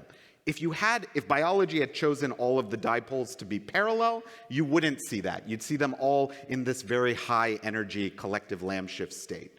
And this actually has consequences because the fluorescence quantum yield is very low for these parallel dipole arrangements, but they are not so for these chiral arrangements. So this raises questions of the fundamental basis of chirality in biological systems may be quantum. In fact, it is. It comes from quantum field theory. So again, what I'm motivating, why are these superradiant states important for processing? Why might they be important for information? And why might they be important then for consciousness, if consciousness is at least in part related to the information processing of systems? And so this is just a summary of the timescales. Remember I showed you that slide at the beginning about length and timescales. How fast are these superradiant states? And what can they buy us that the standard Hodgkin-Huxley neuron does not? So notice the timescale, picoseconds for a superradiant state. So a picosecond is a millionth of a second, all right? The Hodgkin-Huxley neuron firing time is a millisecond. That's a thousandth of a second, right? So we need to update our computational limit for at least, certainly for the brain, but really for all biological systems, aneural and neural. So if I have 10 or 100 billion neurons in the brain, and they're each firing like a Hodgkin-Huxley neuron, that's 1 time every millisecond. That's 10 to the 3 times per second, 1,000 times per second. So I take 10 to the 11th times 10 to the 3, and I get 10 to the 14th ops per second. Okay? This may not be logical operations, but they're sort of the fundamental unit of operating between orthogonal states, meaning a firing cycle. All right? Now, here at picosecond, that's 10 to the 12th times, a million times per second. So then I'm at 10 to the 23 ops per second, which, as some of you know, is beyond our exascale computers. So this is one very, very rough back-of-the-envelope calculation that suggests, okay, there are states that exist in biology, in life, that allow us to actually compute faster than our high-performance computing machines. And another important point is about the energy consumption rates, right? If you take Frontier supercomputer that we work on at Oak Ridge National Lab, it operates at exascale, 10 to the 18th ops per second, and it uses about 20 megawatts, which is, you know, a nuclear bomb is on the order of 1,000 megawatts, right? So this is a huge amount of energy input, as you know from these facilities that Amazon and other companies are putting all over the place for computing. Now, the brain, at using these superradiant states, these single photon superradiant states, still conserving energy. It's not violating any fundamental energy laws, but the rate of processing has been vastly increased in a pulsed fashion. And so now we have this at 20 watts, which is less than a single light bulb. Okay? So how do we explain this? Well, one way to explain it is to look at the maximum power output of these superradiant states. So if you take that collective Lamb shift energy and then you divide it by the time scale of that superradiant state, that gives us a power, and that power output is about 1 megawatt in that pulse of superradiance. So 1 megawatt, you're now very much closer to the computational output energies or input energies of our high-performance computing systems. Okay? All right, how much time do I have? 10? Great, perfect. So this is the work that has been funded recently by the Sloan Foundation. Actually, not recently now, it's been 2 years. But this is a very interesting aneural, single-celled, multinucleate organism called Physarum polycephalum. It's called the slime mold, and it has been used in many different contexts for many different types of problem solving. In particular, probably the most astounding demonstration of its problem-solving ability is the traveling salesman problem solution that it was able to show in 2018. And so this is with our collaborators in Japan and at Tufts University, but mostly in Japan. And so here is the slime mold in a stellate chip that we fabricated. And that stellate chip has 64 lanes, okay? This is solving the 8-city traveling salesman problem. And so as you grow the size of the traveling salesman problem, which is how does a traveling salesman get from city to city in the most efficient way? So this is a standard logistics problem that many corporations are very interested in solving because they have to deliver packages and whatnot, right? So here, Physarum is actually responding to an electromagnetic stimulus, a projector, that we've connected to a Hopfield neural network. And so essentially, what the network is reading, we're taking images every 6 seconds of the slime mold, and every 6 seconds, that image tells us how much of each lane is filled, and then we have a network that actually encodes the traveling salesman problem and tells the system how to update. And Physarum is actually a photo-avoidant organism, so it has a very specific realm of frequencies of light that it avoids, and that, especially if you give it broadband white light, it will avoid those lanes. So as you can see, as it solves the problem dynamically, it's optimizing over a search space of 40,000 solutions to this problem for the 8-city TSP. And as it reaches this equilibrium, it actually arrives at a valid solution in the non-equilibrium steady state. And so this is a high-quality solution. It's not the exact solution, but life is frequently like that, right? Life is not interested in getting the exact solution, but it's sometimes interested in optimizing very close to the best solution, okay? So we're now trying to improve this setup. We have setups that are currently being built in Washington and in Japan, and we're interested in how much can we push this ensemble of many different protein filaments. There's most prominently actomyosin in these slime molds. And how do we push this system into a new regime of problem solving? Can it keep going as we've extended the problem from 4 to 8 cities? It can solve it in near linear time. What if we keep going to 20 cities? More non-trivial. That's the question, is can we actually make this system solve problems in linear time? It won't be, no one's going to be using slime mold on their digital computer, but maybe we can actually show that life has a scaling that is not what a conventional computer does. And that would be an indicator of maybe there's a quantum algorithm or quantum degrees of freedom that are being exploited in these systems. Okay, so 5 minutes? Great. So these considerations about living systems across the web of life led us back to think about life in relation to the cosmos. And I'll talk more about this at the plenary on Thursday, but here's a little algebra, okay? So if you start from Heisenberg uncertainty, which is talking about this is a standard deviation in energy, a standard deviation in time, is greater than or equal to h bar over 2. That means if I squeeze my delta, the error in my E, very small, then my T gets very large. But this is somewhat naive, and we've known this since the 50s, that time is not a discrete parameter in the Schrödinger equation. So even though people say quantum mechanics is non-deterministic, in fact, the Schrödinger equation is deterministic. It's measurement that is not deterministic. And so delta E, delta T is not a real Heisenberg uncertainty relation. But let's see, it matches in terms of physical units. So what can we get from it? Well, if I take the minimum time required to compute, I take the equality, and I take delta T and do some algebra, and I get h bar over 2 delta E. Now, if I invert that, right, I get the ops that I can make per second from that minimum time. And here I get 2 delta E over h bar.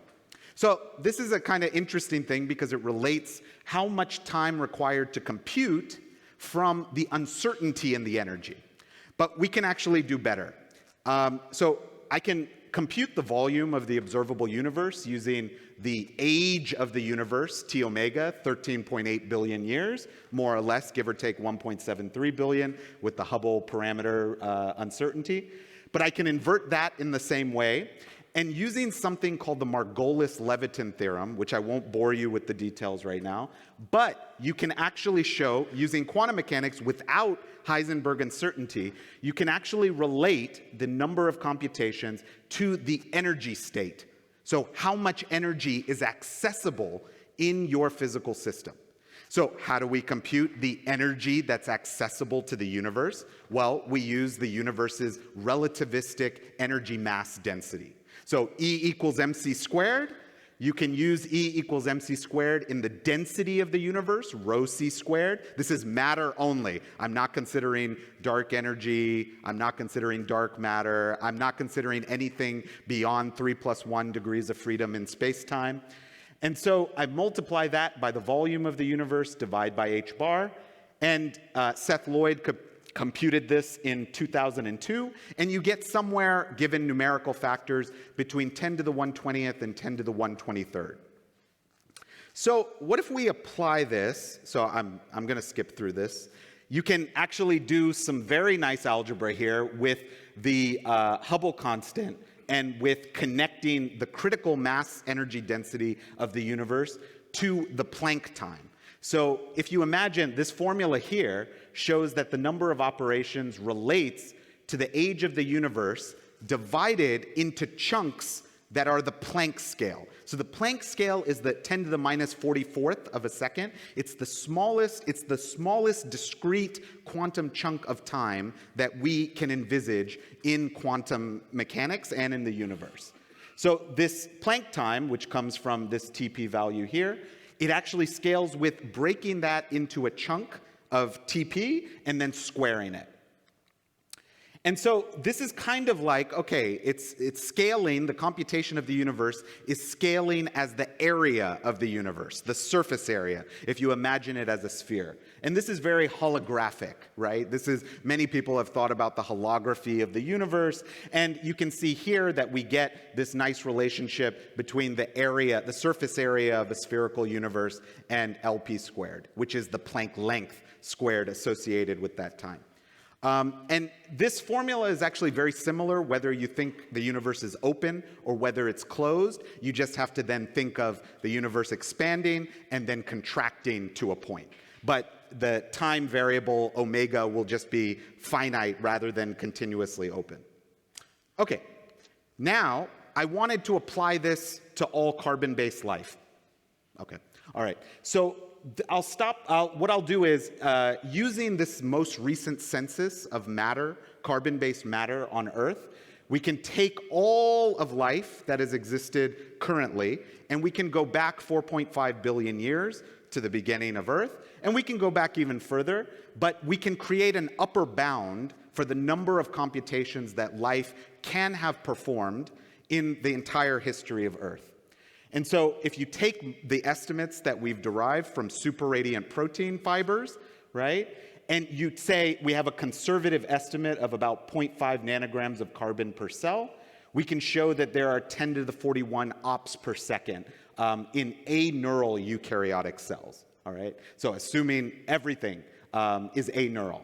So in the traditional estimate with Hodgkin-Huxley neurons, we have vastly less. If only animals and Hodgkin-Huxley neurons are computing, we get 10 to the 25th ops per second. So what does this do? This actually shows us that there's a relationship between the maximum number of ops that all life on Earth can have performed and the maximum number of ops that the universe can have performed since the Big Bang, all right? And here, there's a very interesting coincidence, which we can then relate to a conjecture.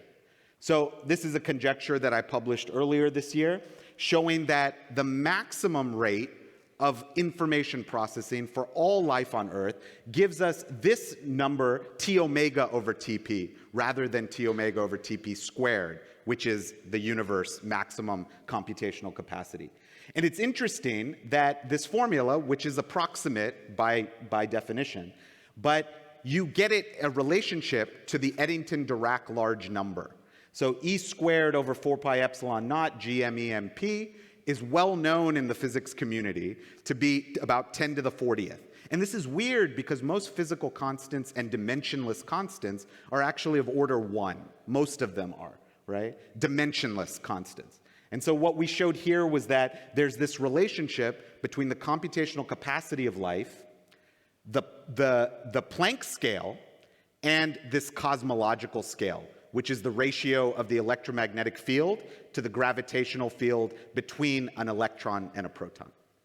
So I'll leave you with this thought about the universe and where did all these aromatic molecules and molecular qubits that we see in these brilliant architectures come from. This is a nice article from 2018, Physics Today.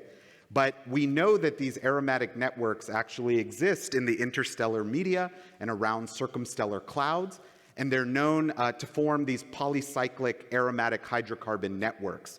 And they have recently, some of them, been found on asteroid Bennu, which is a 4.6 billion year old asteroid in our solar system. And the question is whether these perform the seeds of the original computations that led to the kind of architectures we see in living systems. So thank you so much for your time, and I'm happy if there's time to take any questions. Thank you. All right. All right, thank you very much, Philip. That was a fascinating talk. I'm going to take a moderator's and ask you a question. So you mentioned that in living systems, potentially in the brain, that you have these biological qubit architectures that would be stimulated by electromagnetic radiation in the weak range.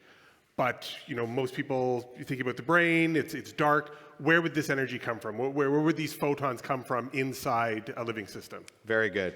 So Travis is teeing me up because he has done quite a bit of work looking at how ultra-weak metabolically stimulated photon emissions in oxidatively respiring organisms are in fact present endogenously. So for this audience, I have no problem saying, we really are beings of light, right? You're emitting photons as you process food and as you digest. You are breaking down molecules in the cycle that then are electronically excited and emit ultra-weak photons. And since the advent of single photon detectors in the early 90s, we've known that eukaryotic and other organisms emit these ultra-weak metabolic photon emissions in the UV, the visible, and the infrared, okay? UV is a little bit harder because of detector limits, but we're getting around those now, and there's a vast array of detectors that are opening up new horizons for us to understand how are UV ultra-weak metabolic photon emissions stimulating single photon superradiant states in a vast array of cytoskeletal, pathogenic, and other quantum fiber architectures. Okay. Natasha's going to be coming around with a microphone for some questions. Is there anyone? Oh, right here. First, start. Travis had a great question, which is where does the light come from? I'm going to ask where does the light go? I'm interested to understand what sort of networks you imagine these emitting and absorbing microtubules form. Are there waveguides? How does the light propagate? So a waveguide, for example, would be using Snell's law, essentially, to be reflected in a sort of myelin sheath format, right? That's not what I'm talking about. This is a quantum fiber optic. So there's an absorption event. It's not like glass. It's not like an interface. So it's an absorption event that is coherent, quantum coherent, because you have a single photon that is coherently shared across an architecture of qubits. So in your volume of your excitation wavelength, let's say lambda cubed, you've got, in the UV, you've got 280 nanometers in the peak excitation of tryptophan. So imagine a volume of 280 nanometers cubed, and then see how many tryptophans are in that architecture. That's usually on the order of tens or hundreds of thousands. So you can coherently stimulate in an organized architecture many of these tryptophans with a single photon. So in that sense, it's not a waveguide, but imagine now you've got this extended quantum state that exists across, what we're showing is on the order of microns, because the effect does not completely stay within 280 nanometers cubed. It goes out to microns. And so if you have a quantum state that's extended on that scale, you can actually have coherent phenomena that are synchronized using these kinds of quantum measurement processes and entanglement schemes. Good, next. Hello. Hey. Yeah. This Hey. is a good follow-up question. Well, his was good leading into mine. Okay. And this is just a kind of an intuitive, speculative request from you. Sure. In mystical experiences, peak mystical states, psychedelics, meditation, the phenomenology that seems the most common is experience of luminosity, right? Especially like wave dynamics and coherent wave dynamics.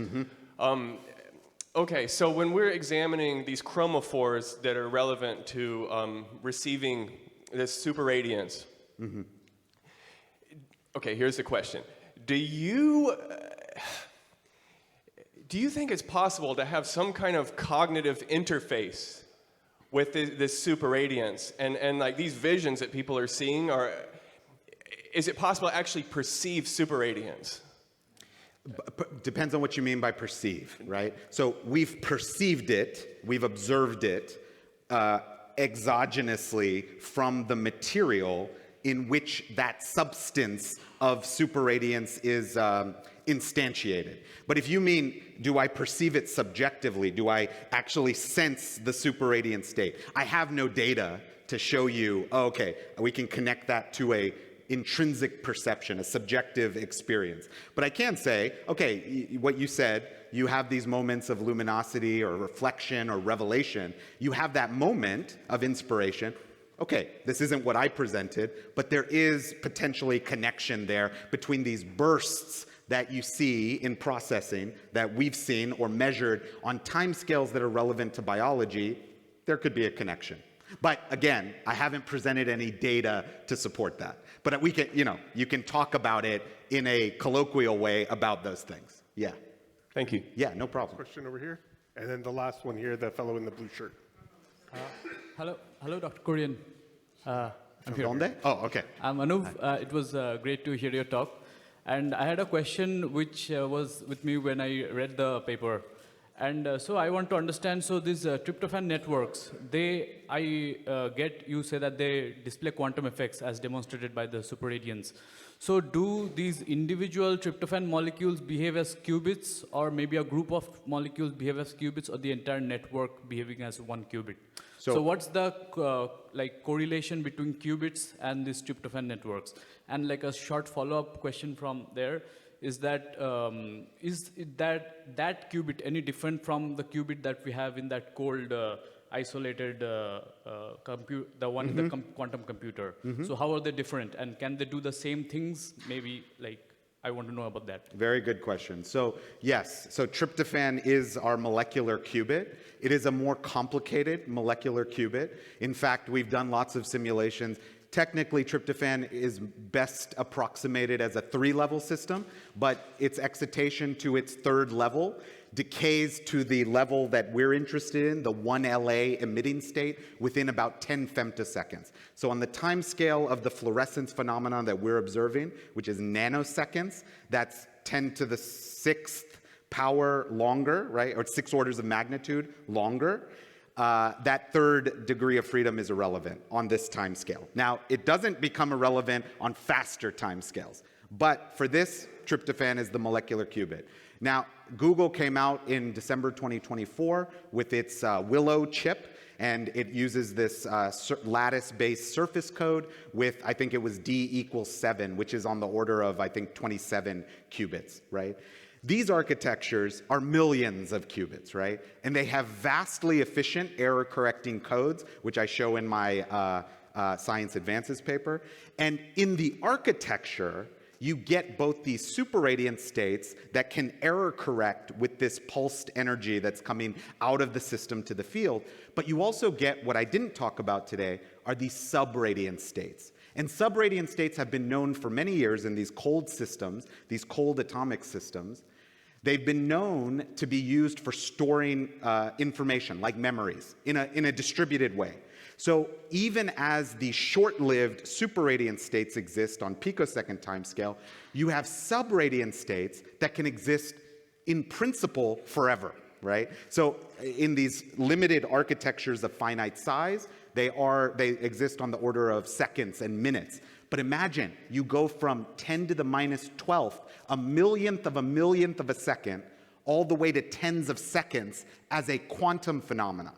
Okay? That's something that many people don't think of in the collective. So it's the collective architecture and the formation of these qubits in this specific arrangement that is actually in what's called the sub-wavelength regime, which many of these cold atomic architectures exist in, and also these protein fibers in these tryptophan architectures. Okay, we have time for one last question. I was assuming that... Donde? Where? Where are you? Right here. Oh, okay. I was assuming that the structures that the microtubulars that you were examining all had polar symmetry. I was wondering if you had ever examined a microtubular that had a multipolar symmetry. So I think what you mean is, the ends are polar. That's what you mean, right? Yes. Now, what Yeah, I'm talking it about would is be- independent it would be of that. polar and stable along its Understood. entire length because of the pairing Understood. of the hydroxyl groups. Understood. But in both cases, polar and non-polar, the way you're talking about it, they will still have cylindrical symmetry.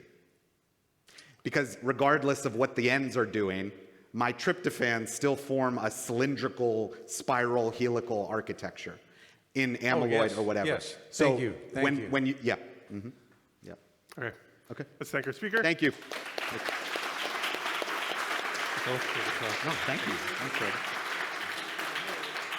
All right, we're gonna take a 15-minute break. So if we come back at 20 after 11, we'll pick up with the University of Turin group presentation. Thank you very much.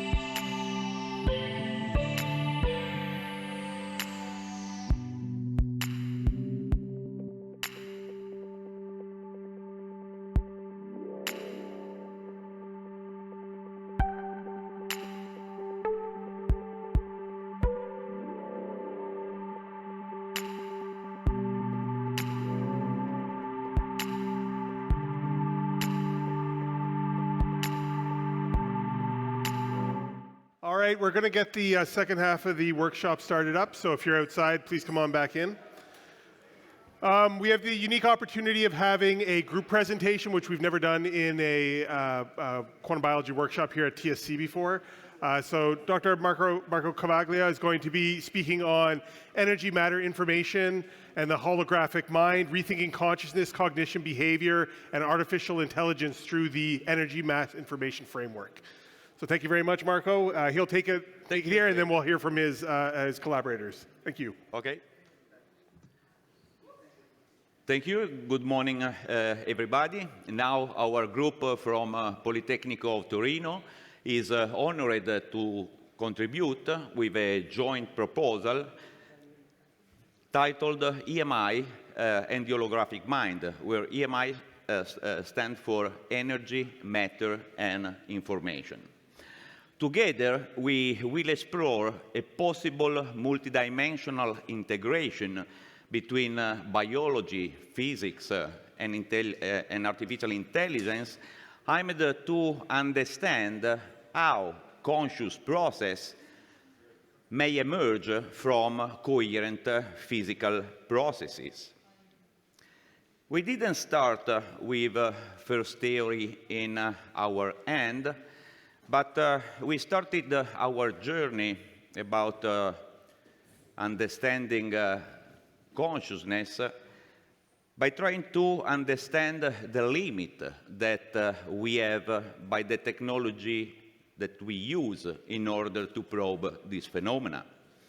So as you can see on the picture, just showing the method that are used by experimental biology, we can see that these tools are extremely powerful, but are designed to detect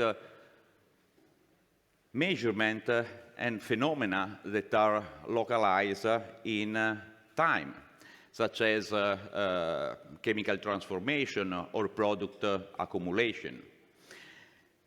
And the question here is, how can we study consciousness experimentally if our tools aren't built to detect the phenomenon that consciousness might be? And we went to the neuroscience technology, and just to face the limit in temporal and spatial resolution. And so, as you can see on the left graph, the temporal spatial resolution of these techniques are really very narrow. On the right diagram, we tried to overlap the spatial and temporal resolution of this technique, and as you see, none of them is able to go through all the scale. Facing the complexity of molecular biology gave us a sense of humility. In this picture is just a little inset of one of the simplest cells that are in the planet, a prokaryote, and nuclei. And so before even speak about brain networks and cortical area or global Kurian, here we see a degree of complexity that is not even close to what in molecular biology is called the temple of complexity, that are our neurons. In order to study brain, in order to understand the emergence of consciousness, we need brain activity. And today, about brain activity, we addressed quite well the arc reflex of the sensory motor pathway. In this pathway, analogical input from the surrounding become digital by the means of action potential through the receptor embedded in our body. The information are transported to the central nervous system where they get computed, and eventually the brain generate a muscular output. And the brain can only generate muscular output, cannot do anything else. So, what it happened when from this circuit it emerged phenomena that are qualitatively different, such as our thought, our emotion, memory? We propose that consciousness might emerge through a coherent cascade across multiple physical layers for coherence of resonating process. Let me introduce to the core of our model. Rather than seeking for a localized seat for consciousness, we propose that the phenomenon arises from the resonant interaction across multiple substrates. Going from lipid membrane that act as electromagnetic interfaces to structural vicinal water that is able to form coherent domain. The cytoskeletal element, the microtubules that oscillate in megahertz and gigahertz range. And the cerebrospinal fluid is functioning as a slow wave resonator. But the concept here is coherence. Coherence across the scale is the key of our model. And so here we present a planetary scale of an electromagnetic field that could be coupled in the vision of our model to our brain activity.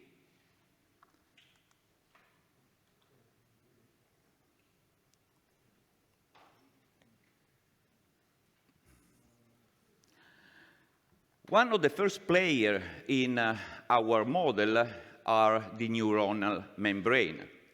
Neuronal membranes are now recognized as dynamic electromagnetic interfaces.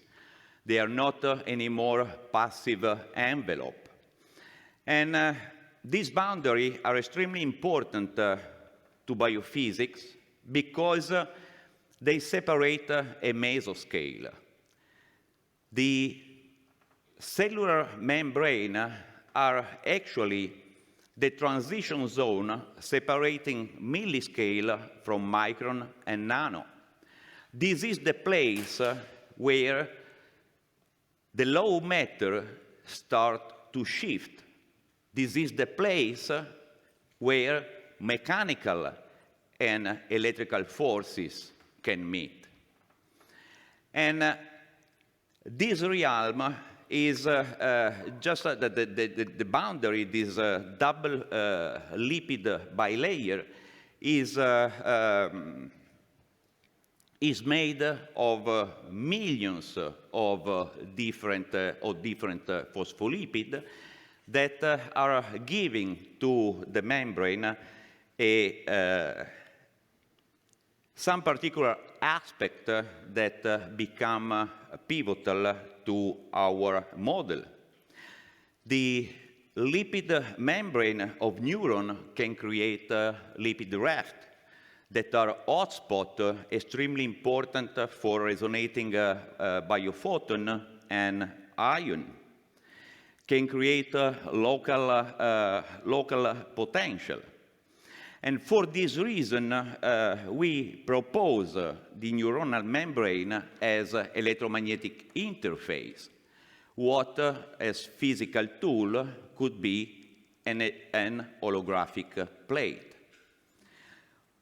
On this holographic plate, we think that is the first physical layer where consciousness can start writing its content. We propose that the neuronal membrane are actually the place where energy become form, form become pattern, and pattern become meanings. But cellular membrane do not come alone. Cellular membrane are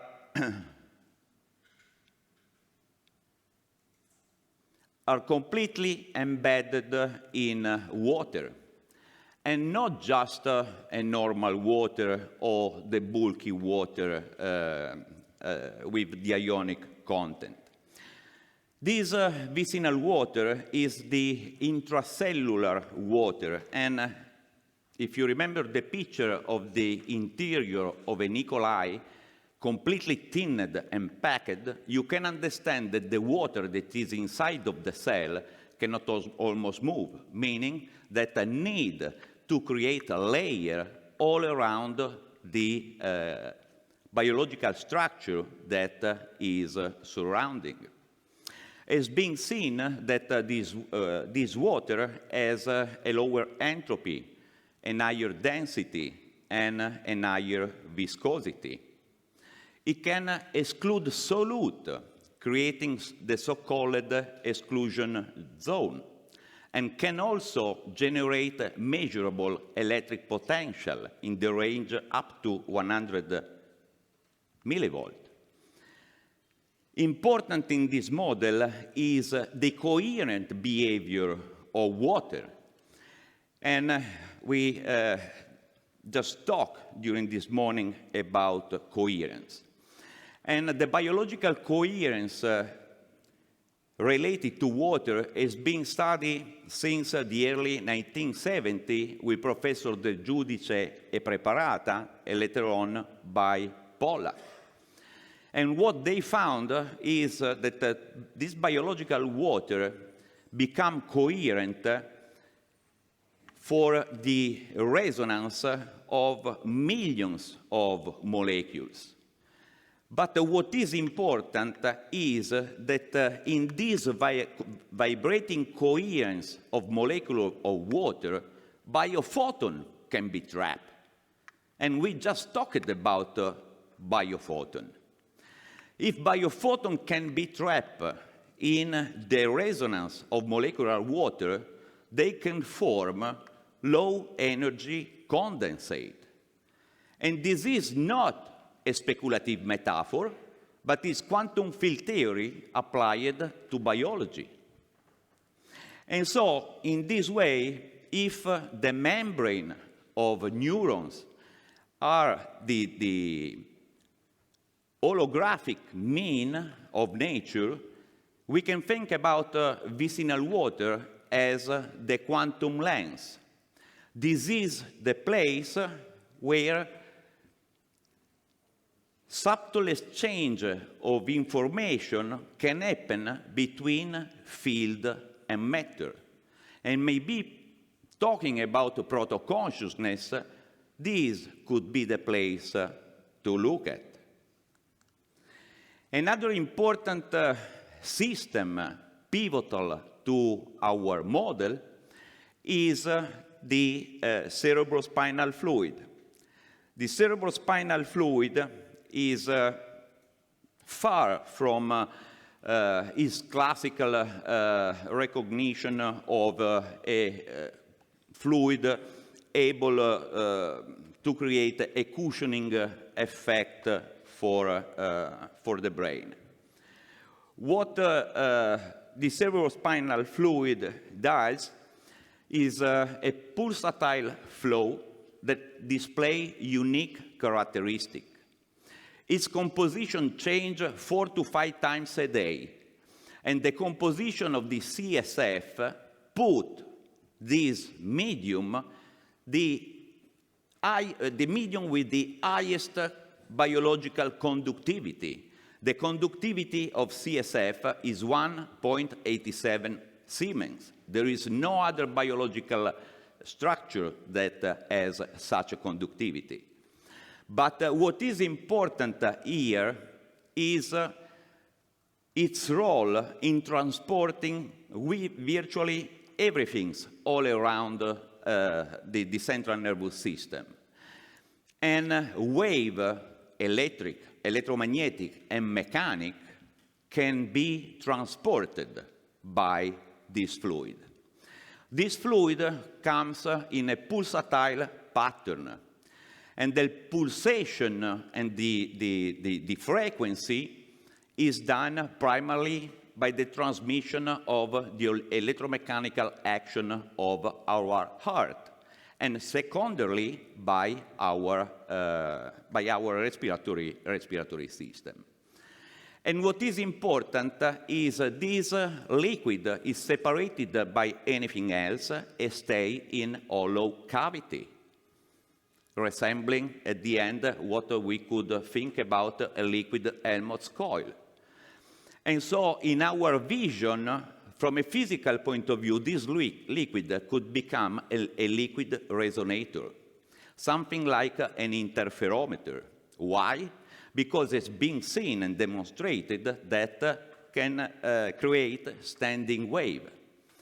And standing wave are another physical attribute extremely important because standing wave allow for the understanding of down or up or up-regulate different frequency signal. And so also the generation of the envelope is extremely important. Before this, because we'll link to the next, is what we know from functional MRI study. Subjects that undergo functional MRI study for any kind of reason for their brain, sometimes it happens that it's possible to see during the exam and to measure the frequency of the cerebrospinal fluid inside of the lateral ventricle. And it's been seen that each time that this frequency goes around 9 to 12 hertz, can align the alpha frequency of the subject under the experiment. And the subject physically report a state of harmonic coherence. And so this opens widely the door to the possibility that this same liquid or this same system that we are presenting are actually able to link and to couple our brain activity to the geomagnetic activity of our planet.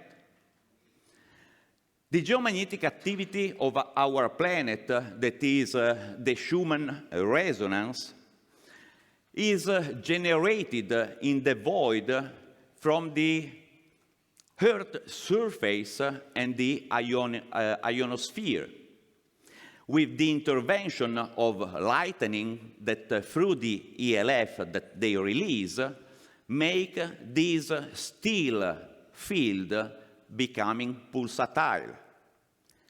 Astonishingly, the fundamental frequency of the Schumann is 7.83 Hertz, with subharmonic at 14, 20, and 26.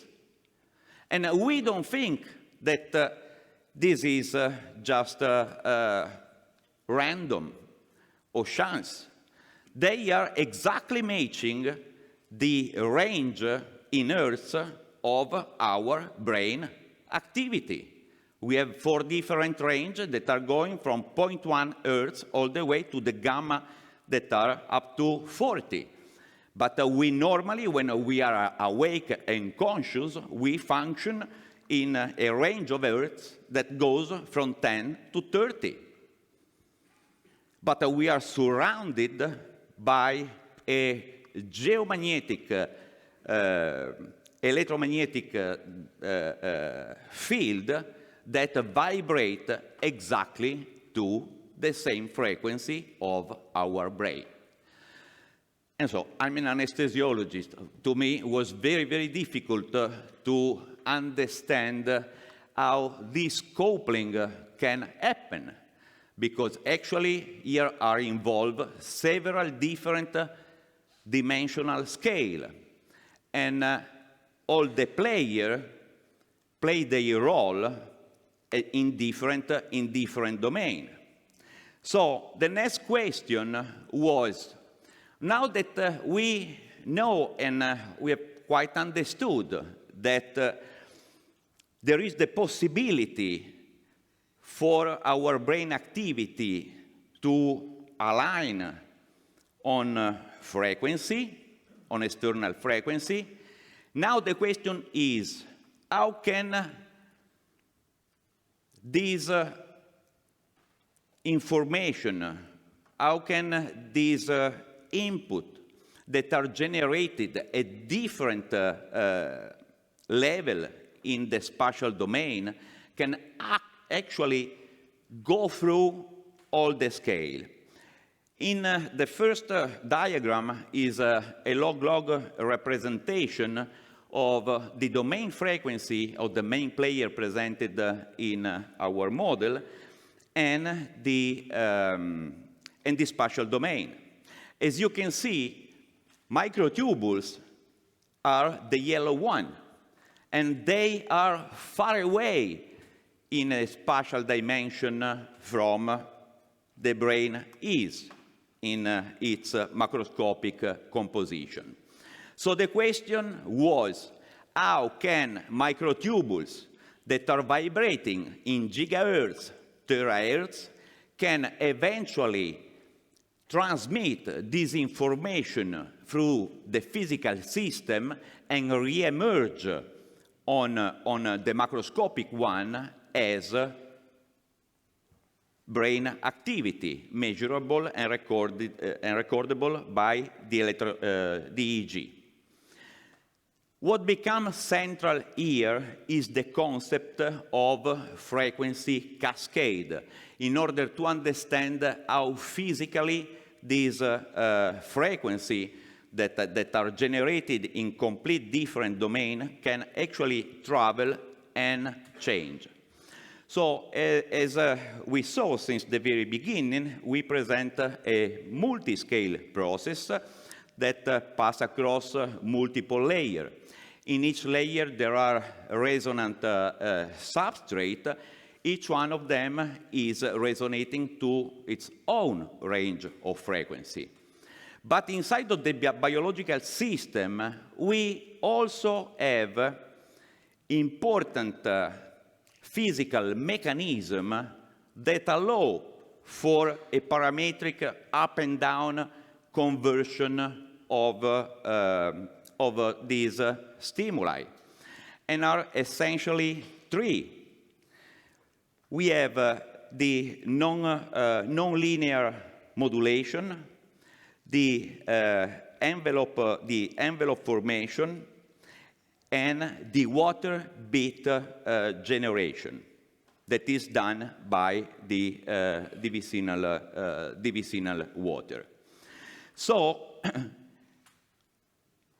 having described this potential functioning of the brain,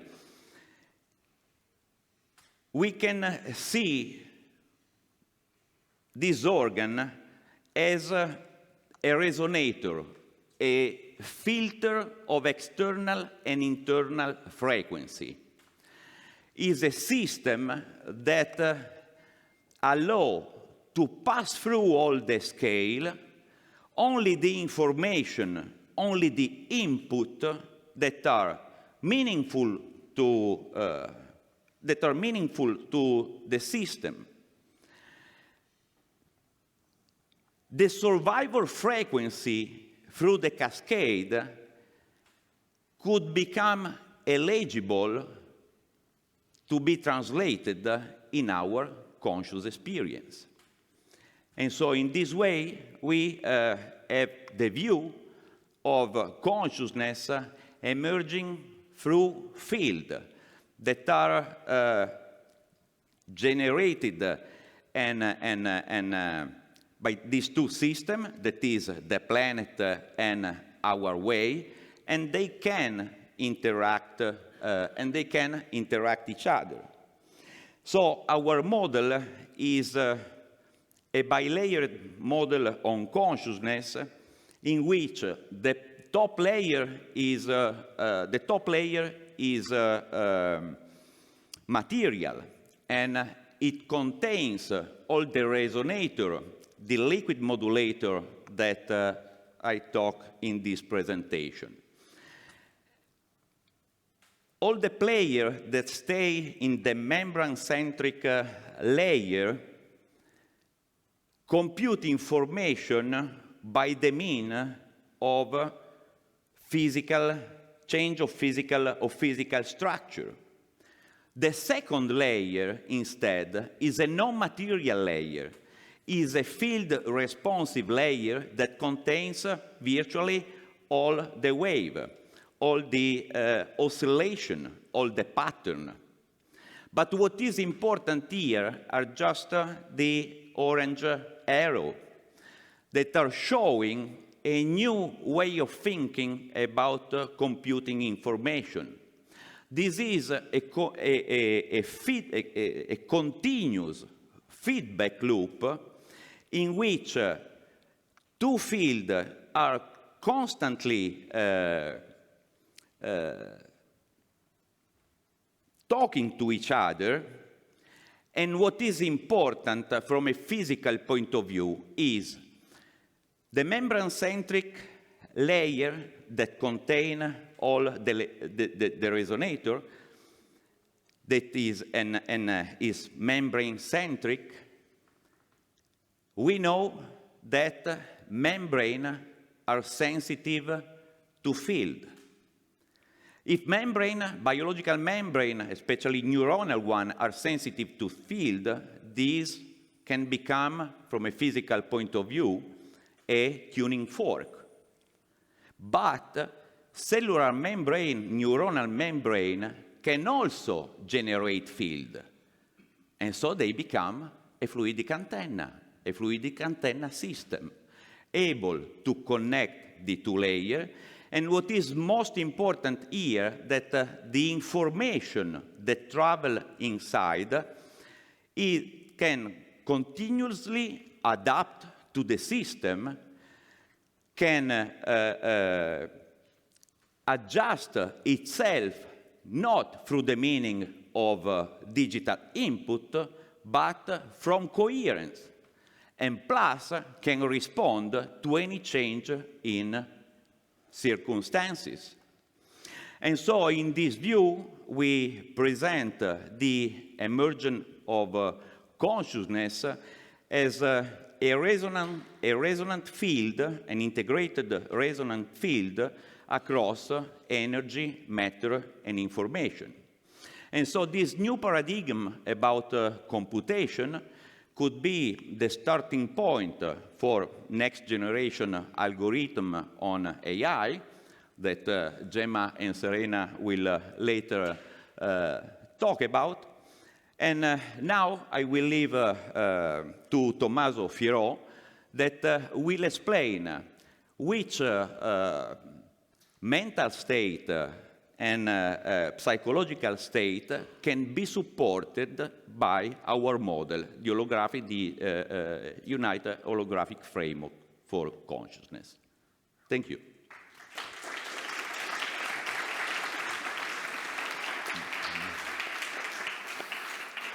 All right, we have time for a few questions. We'll start with David here. Are you suggesting that cardio and respiratory modulated oscillations transmitted through the CSF, could that scale Froelich condensate in microtubules and amplify it spatiotemporally? That's what we think, meaning that the biological coherence Biology, in order to work, need to be in a coherent environment. And so Froelich or bosons and condensate, that's are the meaning. The problem is always related to the energy. But we are addressing these because we are not ready to publish, because we just finished the paper with Jack Tuschinski last week. He provides the mean of action potential energy in sustaining the entire process. Thank you. Thank you. Excellent. Hello, thank you. I'm interested in what you said about the different states of consciousness being able to be modeled by the standing wave patterns of the CSF. Is that interpretation correct? And two, how would you go about measuring those wave patterns? That's a very good question, meaning that I will start from the end. We don't have right now the tool in order to match together all this information. And that's, was part of an extended talk. Meaning that in order to probe what I just said, it will be necessary to change completely our idea how to proceed in measurement. Meaning that we are ready to go for hybrid technique, such as, for example, Raman spectroscopy coupled to the force field microscopy or the confocal one, that will add an extra layer of information, because will finally give us something in its dynamic and not in the static harvested way that we normally use just to probe each function. But there are bunches of data, literature data about the CSF and its role in transporting wave and the creation also of the standing one. Thank you. Thank you. I was curious to see the ventricles play a prominent part in one of your slides earlier. What significance do you see the ventricles as having for all of this consciousness and so on? I'm not sure I understood your question. Oh, I was asking what the significance of the ventricles were in one of your diagrams. With the cerebrospinal fluid reservoir at the Yeah. That's the lateral ventricle for as an anesthesiology I have understood from a physical point of view, are actually the only place where the standing wave can create the physical process we are interested in, okay? Because they need a hollow cavity in order to function physically and become a fluidic Helmholtz coil. And it really looks like that we can start studying this system from that physical point of view. But it's just a complete new interpretation, because we just came there for indirect evidences.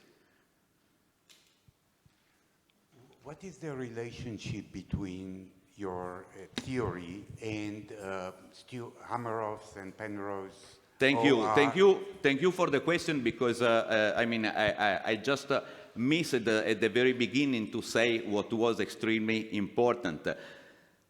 This presented theory is not against, dismiss, or none of the theory on consciousness that are based on physics, on physical processes, meaning that either the Orcoart theory of Hameroff and Penrose, the coherence theory of Tuschinski, the Levin morphogenetic theory, and also the McFadden, the electromagnetic. We just put all together, and I have here, and I highlighted also only the point of convergence in order to understand what? In order to understand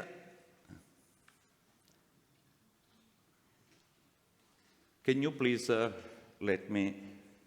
no, because maybe I have in the computer, you don't have in the presentation. It was another slide. I will present in the plenary session. Anyway, there is just a table that is making a comparison between the most important theories that are based on physical processes. And what we do is just we link and we hope to expand the meaning of, especially of the OR-CoR theory, because we are sure that everything starts in that realm. Microtubules are the active and dynamic player to create the condensate and the resonance, etc., can scale through the system. And so what we did was just, because think about at the presentation, there is really nothing new that we founded.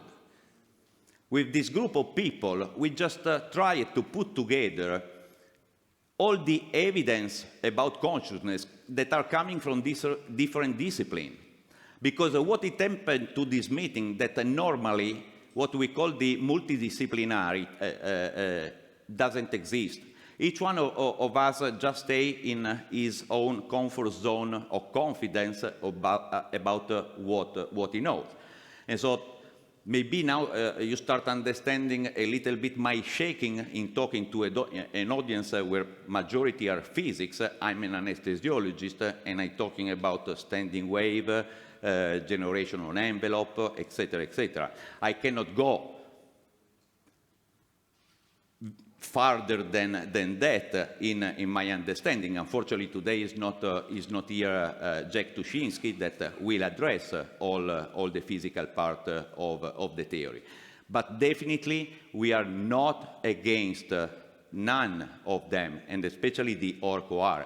We think that the unified holographic theory is actually expanding by adding the contribution of membrane, vicinal water, and cerebrospinal fluid that we cannot dismiss inside of the biological structure, because they are there and they are really functioning as I presented.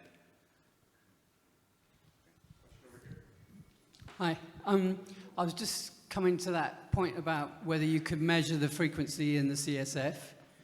So I'm not clear whether you can sort of detect like a sort of an array of frequencies coming down, but one way to see the patterns, which was the question before, might be cymatics, right? So you isolate the frequency and then study the pattern that creates as a cymatic.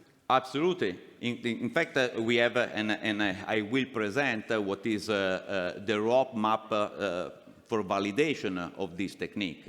Because fortunately, the model gives rise to several hypotheses that are testable. And we can really, just changing a little bit our way of measuring and going to hybrid technique, there will be that possibility. And to scale all the system from gigahertz all the way to hertz. And so we envision the possibility to start working on microtubules that way. And maybe Stuart will have a lot to say about this.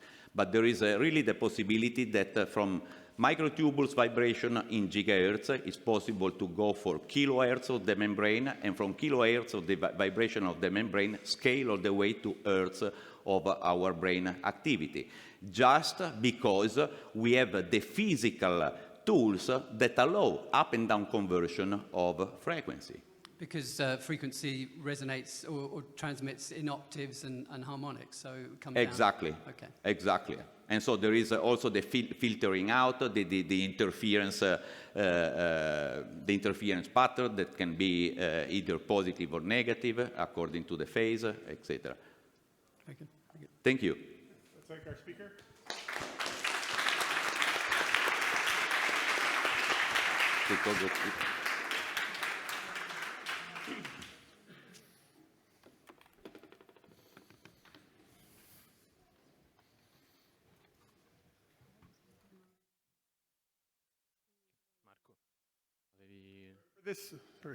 For this next section, we're going to have all three presenters speak one after another, and we're going to save questions until they're all completed at the end. Thank you. everyone. My name is Tommaso, and now I'm going to start from this new paradigm to present you how can we model cognition, consciousness, and behavior under the lens of a psychological perspective. During my studies and my background in cognitive psychology, we started from a biological point of view and a chemical point of view. But this was a classical chemical point of view. So we have seen that there are multiple layers of complexity inside our body and our brain that allow us to change the paradigm and the word that we use to describe psychology and neuroscience. As we know, language is important to create and shape the perception that we have in our life.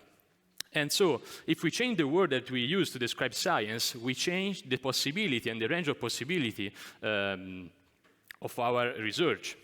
So, if it's all true, we need a new language to go from the molecular level to the psychological level and the cognitive one. And that's why EMI was born. So, starting from the Einstein and Landauer point of view, and working together with Tuschinski to model complex phenomena, we start to see that we can look at behavior and cognition and psychology as a complex dynamics in which energy writes information into a mass. And basically, this is what I'm doing right now. I'm using language, a mechanical stimulus, to create electromagnetic patterns in your brain that change the way in which you see the world in real time. So I'm encoding information on you. So we have seen this morning the attractor model. And also in the EMI model, we look and we shape cognition as a complex landscape phenomena. And this attractor exists across scale and are all interconnected. So, under a psychological point of view, we change the way in which we look, for example, at psychopathology. We cannot just address the problem of trauma and of psychotherapy using genes or epigenetics, but we need to look at multiple layers of complexity. Also because, as we have seen, as has said Marco, we are not just computer, but we are little antennas. So if you are not just computer that compute information, how can we tune ourselves in the environment in which we live? And so this is why we are extending our model and we are studying how can we bind together multiple layers of complexity, but not just in a molecular way, but also in the system that we now well know. For example, from the point of view of psycho, neuro, endocrine, immunology, we know that all these systems are working together. And an imbalance in one system will lead the whole system to imbalance. So, in psychology, the term psychodynamics, used by Freud, was born because Freud was working with Helmholtz. And he wanted to use thermodynamics to describe complex behavior, and this is just what we are doing now.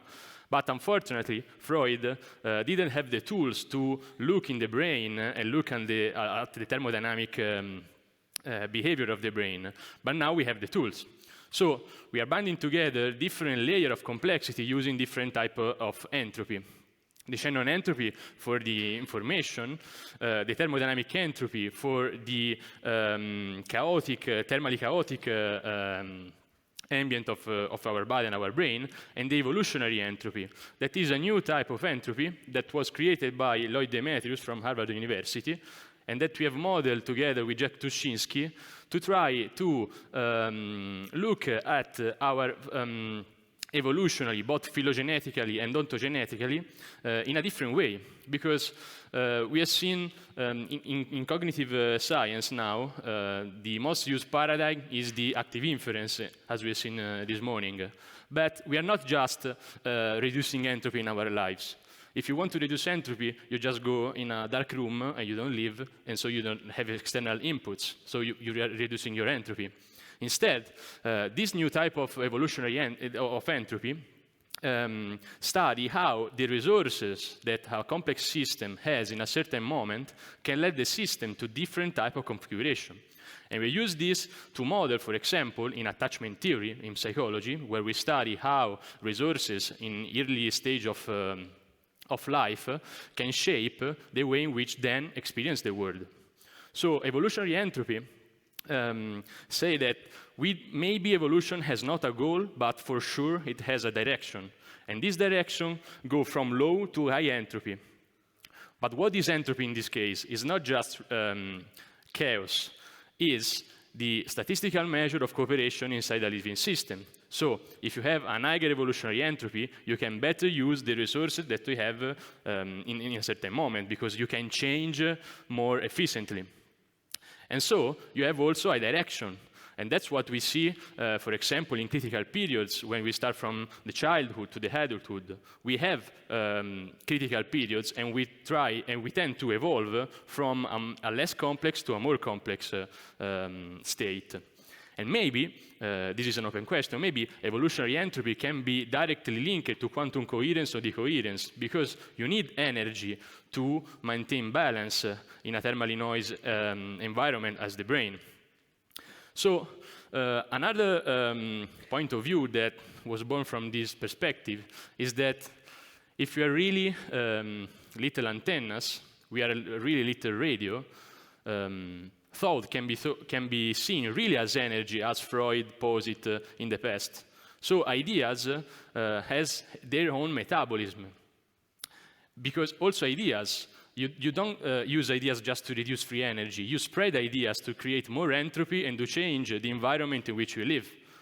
And basically, new entropy allows the system to create a new way, a new configuration. And new configuration leads to new thought, new emotion, new behavior. And that's how we change. This is our human nature. So the EMI model is not bounded to the brain.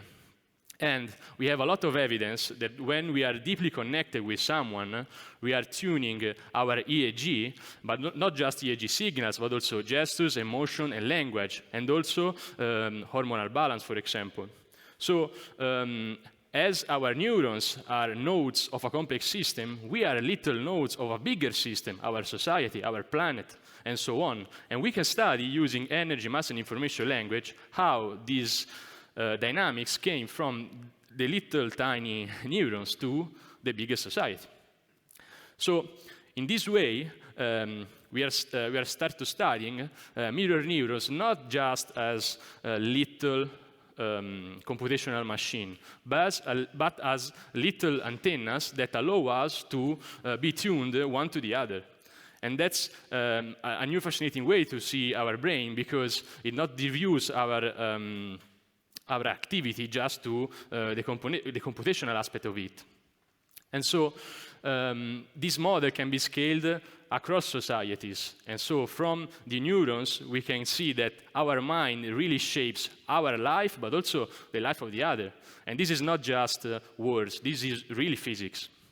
So consciousness is scale-free and is embedded and embodied in our body. So we cannot perceive something passively, but we do something to perceive. Life acts in movement. So resonance shapes experience, and this resonance allows us to create collective meanings. Think, for example, when at religious rituals, or for example in football, that in Italy is the same as religious rituals, you fundamentally have the same shirt, the same words, and when you use same stimulus, you try, because we have the same structure, you create collective meanings, and that's how we regulate ourselves, and that's what we have done since the early history in our life phylogenetically. So this is why we want to go over active inference, not because it's totally wrong, but because it can't explain all the complexity that we have above the top of the iceberg. So we now know that, for example, our perception, as for cognition said, is embodied, is strictly tuned to our body. So when I use words that are related to my body, I cannot perceive something that is not related to me. Is embedded in the environment in which I live. I need to interact. I'm constantly interacting with something. It's enacted, so it's something that I do, and it's extended. For example, in this moment, I'm using this, and this is part of my cognition. So where does my mind end? So this is what we are actually doing. We are trying to use this new model to model EEG signals and to use it, for example, in neurofeedback, because we think that all these discoveries need to be at the service of society and of people. So we are trying to build new neurofeedback system and to see disorder not just an error in the brain, not just a software error, but a lack of integration and a lack of synchronization with yourself and with the others. We are looking at education, and for example, school is the perfect example for this. School can be seen as an open system in which you enter, in which you receive information, you transform entropy, you organize yourself, and then you exit and you do the same. And basically, it's the same dynamics both in cells, but also in our society, in our school. And then we are working on resonant artificial intelligence, but this is the part of Serena and Gemma. So going to the end, I said that we need to change the words that we used to speak. When we are deeply tuned with someone, we said usually there is chemistry between us, but maybe it's not just a question of chemistry, it's a question of physics. Thank you.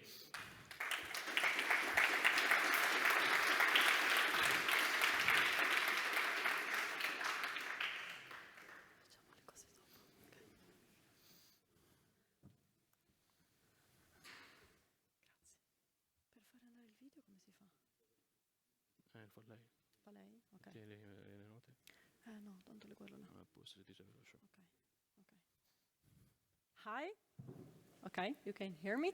I'm Serena, and the group, I'm a computer engineer like Gemma. So this morning we've heard many times mention synchronization, coherence, resonance, attractors, but maybe not all of you are physicists. So I'm going to act as a bridge between the models we proposed, the EMI and the holographic unified framework, and what is going to come next, which is a possible practical application of this theory to technology, as we engineers like to do. Systems. Engineers like a lot linear systems. That is, systems which are predictable, measurable. Given some inputs, we can predict the output. And by making feedback networks, we can control the error and achieve a desired result. And this is also important to keep the system balanced. For instance, think about self-driving cars. If the car gets in a crack in the street, I mean, the car can just swift away out of control. So we need to have a system which is constrained and follows what your expectations are. An intuitive example of this is an archer, which is aiming its arrow at a target and will calibrate its arm strength, feel the direction of the wind, and then shoot the arrow. And over trial and error, he will adjust and adjust his aim. So this is what a linear system sounds like. But the fact is that many real systems are actually complex, which is not just complicated in that the components are a lot, at play are a lot, but the interactions between these components are non-linear. So this maze depicts this. And the fact is that small local changes, the one we liked because we could predict the output and tune it, will actually produce large unexpected effects. Think about recent news and how a cigarette dropped in a forest can give rise to a fire out of control. Well, the way it propagates, it can be studied as a complex system. And guess what? The brain is such a system. So how do these concepts come into play, and what are they? Okay, so maybe some of you have seen in first person this magical effect of a flock of birds turning in unison. This is a fascinating effect, and it can be studied through synchronization effect. This is a self-organizing system. This means that there is not one pilot telling the birds where to go and how to do it. The system self-organizes as if it knew the rules to follow. A mathematician, Stephen Strogatz, maybe he's here at the conference, really was fascinated by this phenomenon and took on the research of another mathematician, Paskin, who tried to model this system, tried to make it simpler in order to find mathematical formulas which could explain this bewildering phenomenon. And he had to go down and just take two oscillators, because think also of a flashing, those insects which flash in the night. Fireflies, thanks. So think about fireflies, and he said, how does this phenomenon appear? And is it inevitable? Does it always happen? So with just two oscillators, two fireflies, he wrote pages of mathematical demonstrations, and he actually proved that they will always synchronize. So one firefly flashes, and then with a certain rhythm, and then the other fireflies start flashing at the same rhythm, so they become like locked in synchrony. And Strogatz wanted to push this further and demonstrate that for number n oscillators, this would inevitably occur. So he modeled this as a small circuit with a capacitor and a resistor, and he showed that if you start with a random initial state, that is, each oscillator, imagine like a battery, so each oscillator is charged to a certain level, but we're all charged differently. But there is a threshold. So at a certain point in the system, one oscillator, which is above threshold, fires, so it immediately drops. And what does it happen? There is a medium by which the oscillators can communicate. For instance, among us, I will show an example, there is air, or there is an example with these metronomes sharing this common ground. So when one starts oscillating, the common ground will transmit the perturbation. So there is a way to communicate. And at a certain point, synchrony arises. So I flash, somebody of you is close to this, who is close to the threshold will surpass it, will pass it and drop. And all the others will just receive this jolt and try to reach the threshold. Either they don't or they do. Those who do will drop, and when they drop, we are all at zero. So from that point on, we are synchronized. Okay.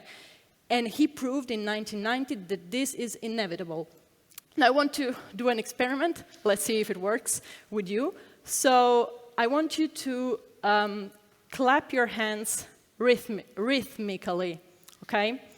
And we see what happens. So rhythmically, and try to do what's natural. We can take like some seconds, I will stop you. So one of you, you're a self-organizing system, so one of you, a daring one, will...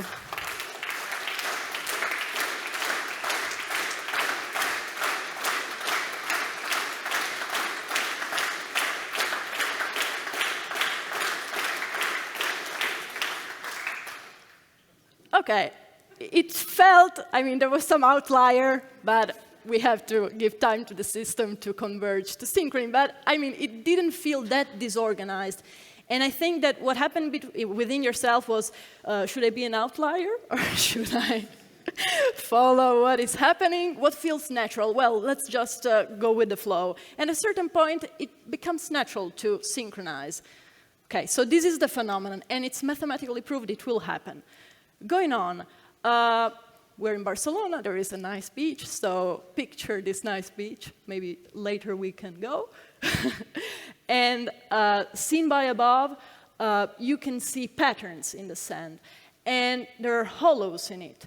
So if you take something like a marble and hit it, it will end up in one of these hollows. Well, this is a kind of attractor. It was better defined before. This is just the intuition behind it. It's a stable state, metastable state. So if I have to put energy into it in order to make the marble move to another attractor. Then there is another concept which was mentioned in how the brain communicates, how its areas get synchronized across scales, which is resonance.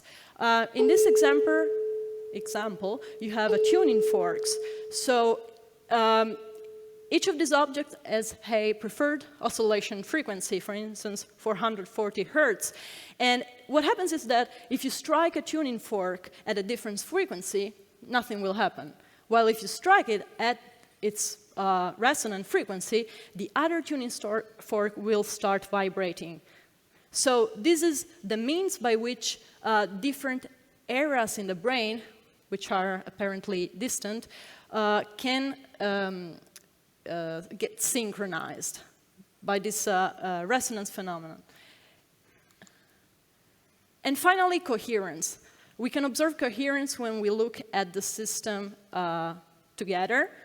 For instance, a laser beam. A laser beam has atoms which are oscillating and releasing photons, and these photons travel with one phase in one direction, one frequency. So it's a coherent phenomenon.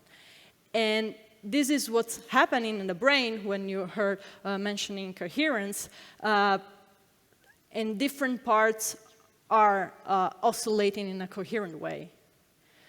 So this model is bringing all these concepts together, showing you how the brain is a complex system and has many behaviors which resemble a self-organizing system without a single pilot, a single designer, but all components knowing what to do. And so this is the end of this bridge presentation. We have a coherent dynamic field arising from energy which shapes matter through the information it carries. And in this way, we are proposing a small paradigm shift which allows us to rethink new technologies and also think of your brain and consciousness as a choreography of synchronization, much as the flock of birds I showed at the start. Thank you.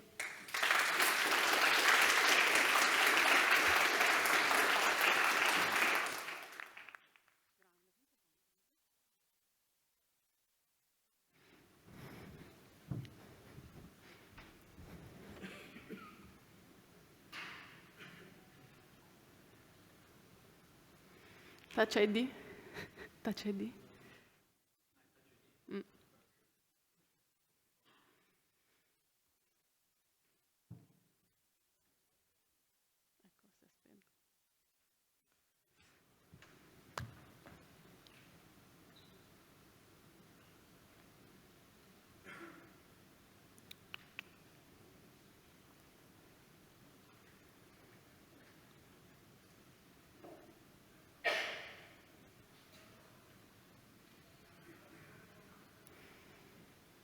Okay, let's conclude this set of slides with exploration of AI structures inspired by resonance and multi-scale coherence, in contrast to traditional computation.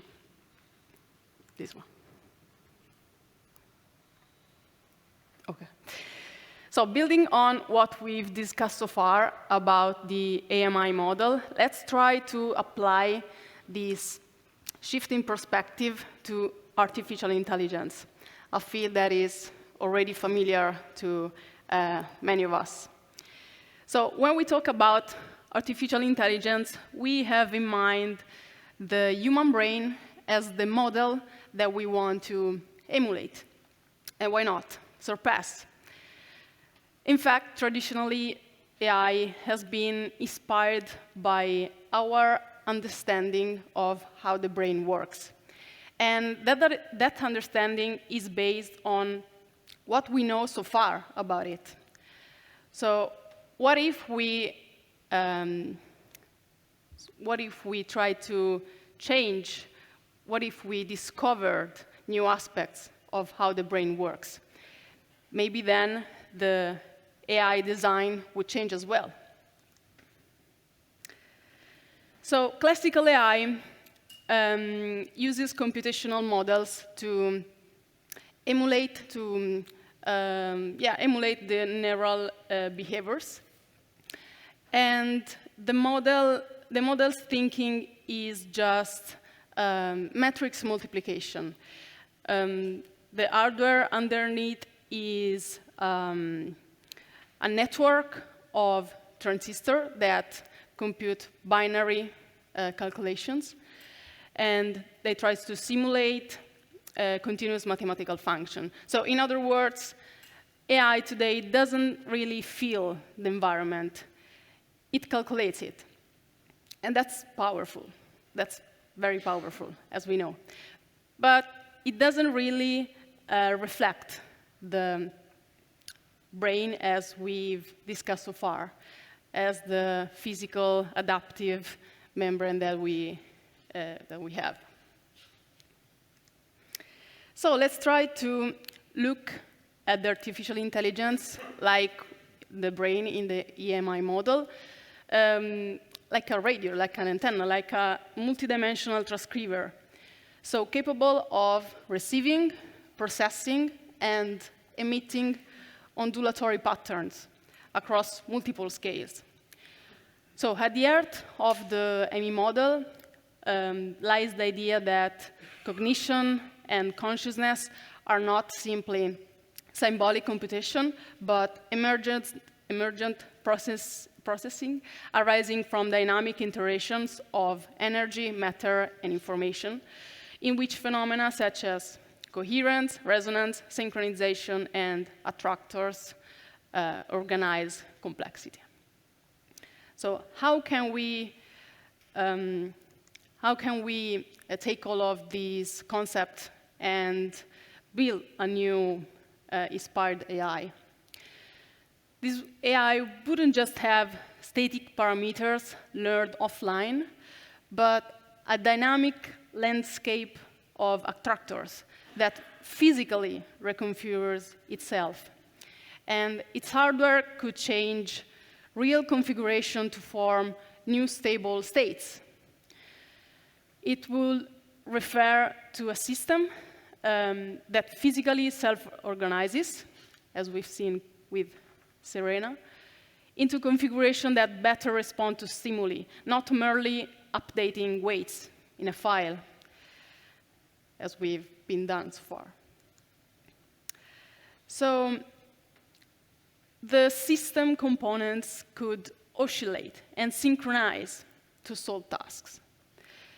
Parts of the network wouldn't just communicate through digital signals, but via oscillatory fields or phase-based signals. And it will represent an architecture capable of forming and dissolving cooperative networks in real time. So this would be a structure designed to maintain coherence between its parts and through physical signals that are not just bits. The communication would be via coherent fields, for example, EM waves or vibration that stay in phase. And such an AI could maintain its dynamic identity while adapting the environment. So much like an organism. Its hardware would be composed with physical vibrating oscillatory parts. And instead of treating all signals equally in calculation, would amplify compatible ones, like resonance, selecting meaningful information in a physical, not purely symbolic way. So it would resonate with specific environmental signals to amplify them. These signals can be electromagnetic fields, so natural as light, or the Schumann resonance, or acoustic vibrations, so sound waves through air, through materials, chemical fields, mechanical waves, thermal gradient, and so on. So, just to see how realistic this would be, let's try to let's look at the nature itself. So let's see at 2 examples of living computation. Before we've heard about Physarum fulicephalum, in a very specific way. So let's try to see it from an EMI point of view. It has no neurons, it has no brain, yet it solves complex problems in waves that we can describe as computational. So it finds the shortest path between 2 points in a maze. It distributes its resources as an optimal transport network. It adapts to environmental changes. And how does it do this? So maybe its vein structure oscillates in phase, synchronizing across scales. Resonance between contraction waves helps select the most stable and functional configurations, the attractors. The slime's own matter physically restructures, creating and dissolving pathways in real time.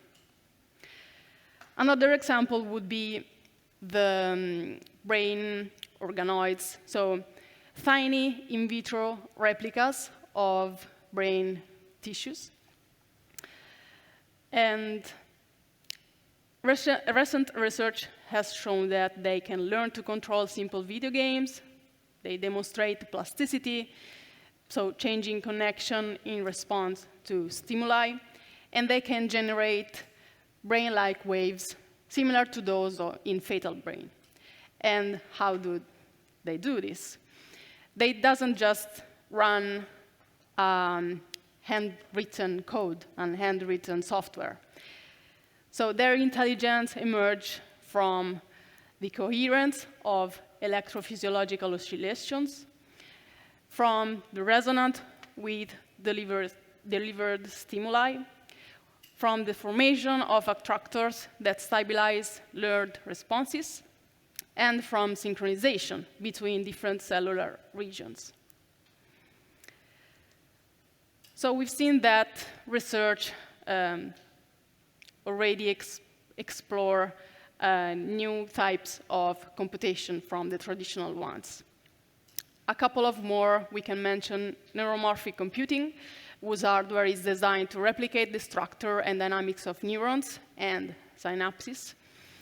And it aims to achieve the locally dynamic plasticity, replicating the way real neural connection physically change as we learn and interact with the environment. And the second one, quantum computing, that is based on the coherence of superposition and entanglement. Superposition allows a system to explore many possible state configurations simultaneously. So as if you see from above the sand we were talking about, you can see all the paths that you can explore from above. It's easier. And entanglement creates non-local correlation, linking information in a coherent way, even across distance. So from above, again, it's easier to see two attractors in a beach, a sand beach, even very far apart, that are linked. And while it isn't designed to stimulate the biological brain, it demonstrates that physics itself allows for globally coherent, distributed, and non-local information states. And how can we apply in practice these AI? With robots that can use maybe EM, acoustic, chemical sensor to adapt fluidly to complex environments, caves, underwater, in disaster zones. Intelligent medical interfaces that read and resonate with bioelectrical fields, creating a two-way conversation with living tissues. Environmental monitoring, human-computer interaction, and so on. And these are not just data processors. They are resonant partners. So rethinking AI through the lens of energy, mass, information is not a changing of paradigm of technology only. And I think we are going in that direction. Thank you.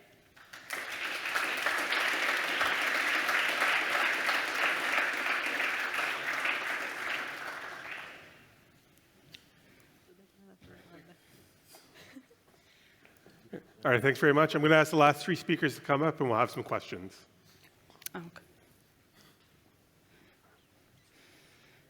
Okay, we'll start over here. Hello. Hi. Thank you for the talk, for the great visualization. The question I had is, does the energy in your EMI model correspond to the base awareness by any chance? If not, how do you account to the hard problem of consciousness? And second thing is, how do you compare your model with the IIT theory of consciousness?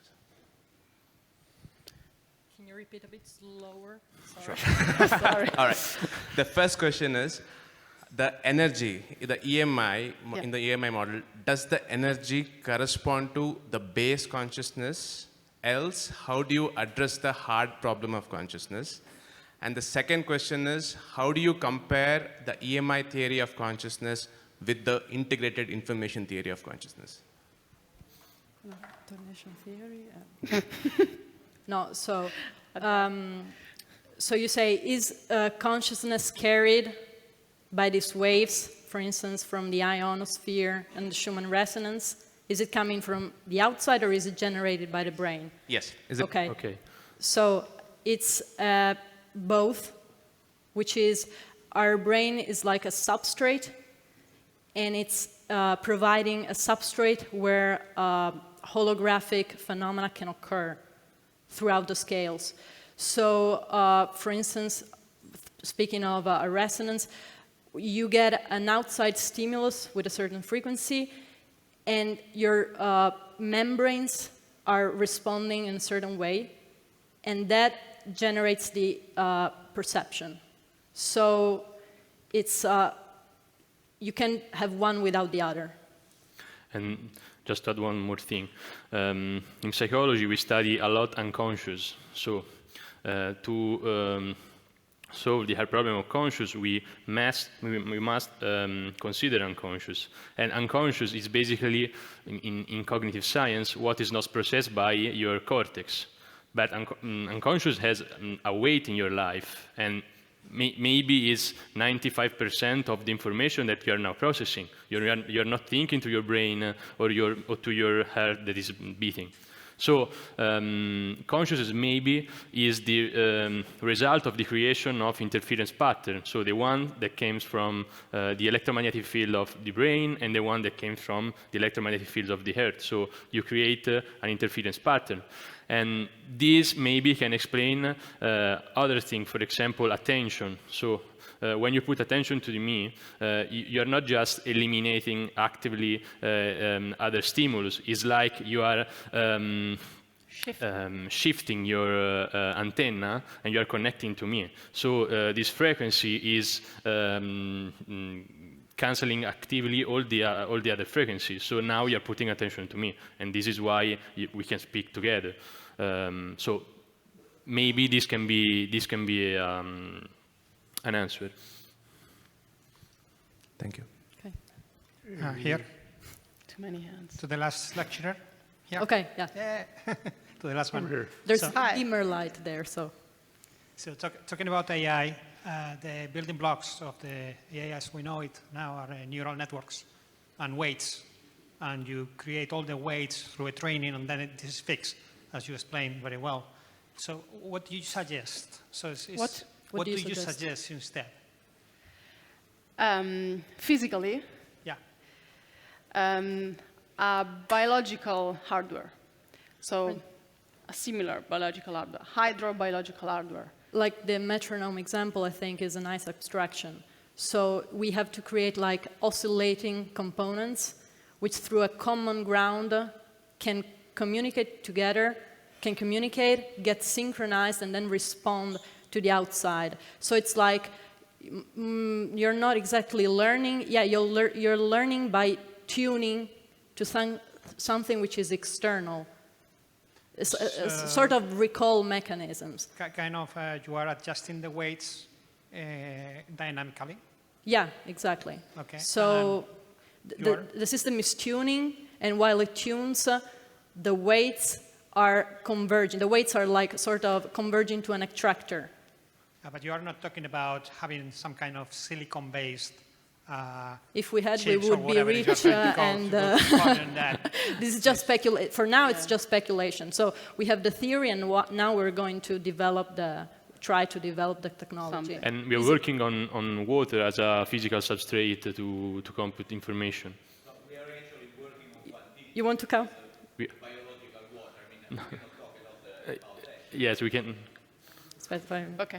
So one quick tie into that. Is that related to something like a reservoir computing or a liquid state machine type of approach? Do you know anything? Sort of. Reservoir computing, where you have inputs and then it's almost like a black box where it's wired up and can change. Yeah. And all you're changing is how you measure it on the outside, the outputs coming off of it, and you can weight the outputs to recapitulate the input. We can talk about it afterwards. Yeah. It's okay. I would like to ask about the specific frequency bands in the brain, because it's known that, for instance, in the gamma band, we have this binding activity, which is related to 40 hertz and above. And we also have this theta activity, which seems to be nested to the gamma activity. And do you have any theories about this specific functional significance of those frequency bands with regard to coupling, for instance, to the Earth magnetic field? Because this is very close to the theta band. And do you think that there is some such a thing like an overall integration of all those sources of synchronicity? Yes. No, basically, we are thinking about the brain maybe think about the quantum collapse. When you change your frequency, you are basically resonating with different frequencies that are already in the field. So you are not creating anything. You are just having an experience of something different because you're changing yourself. So maybe you can have every type of experience, but you have always to relate to your level of resources. So if, for example, you're tired, it's really difficult to go in a gamma state. You need to be relaxed. You need you need to be connected with someone, for example. So this can be an answer to your question.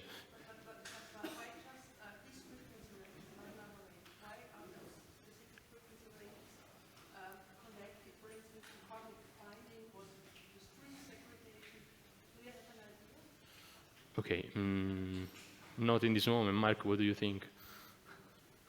I can only think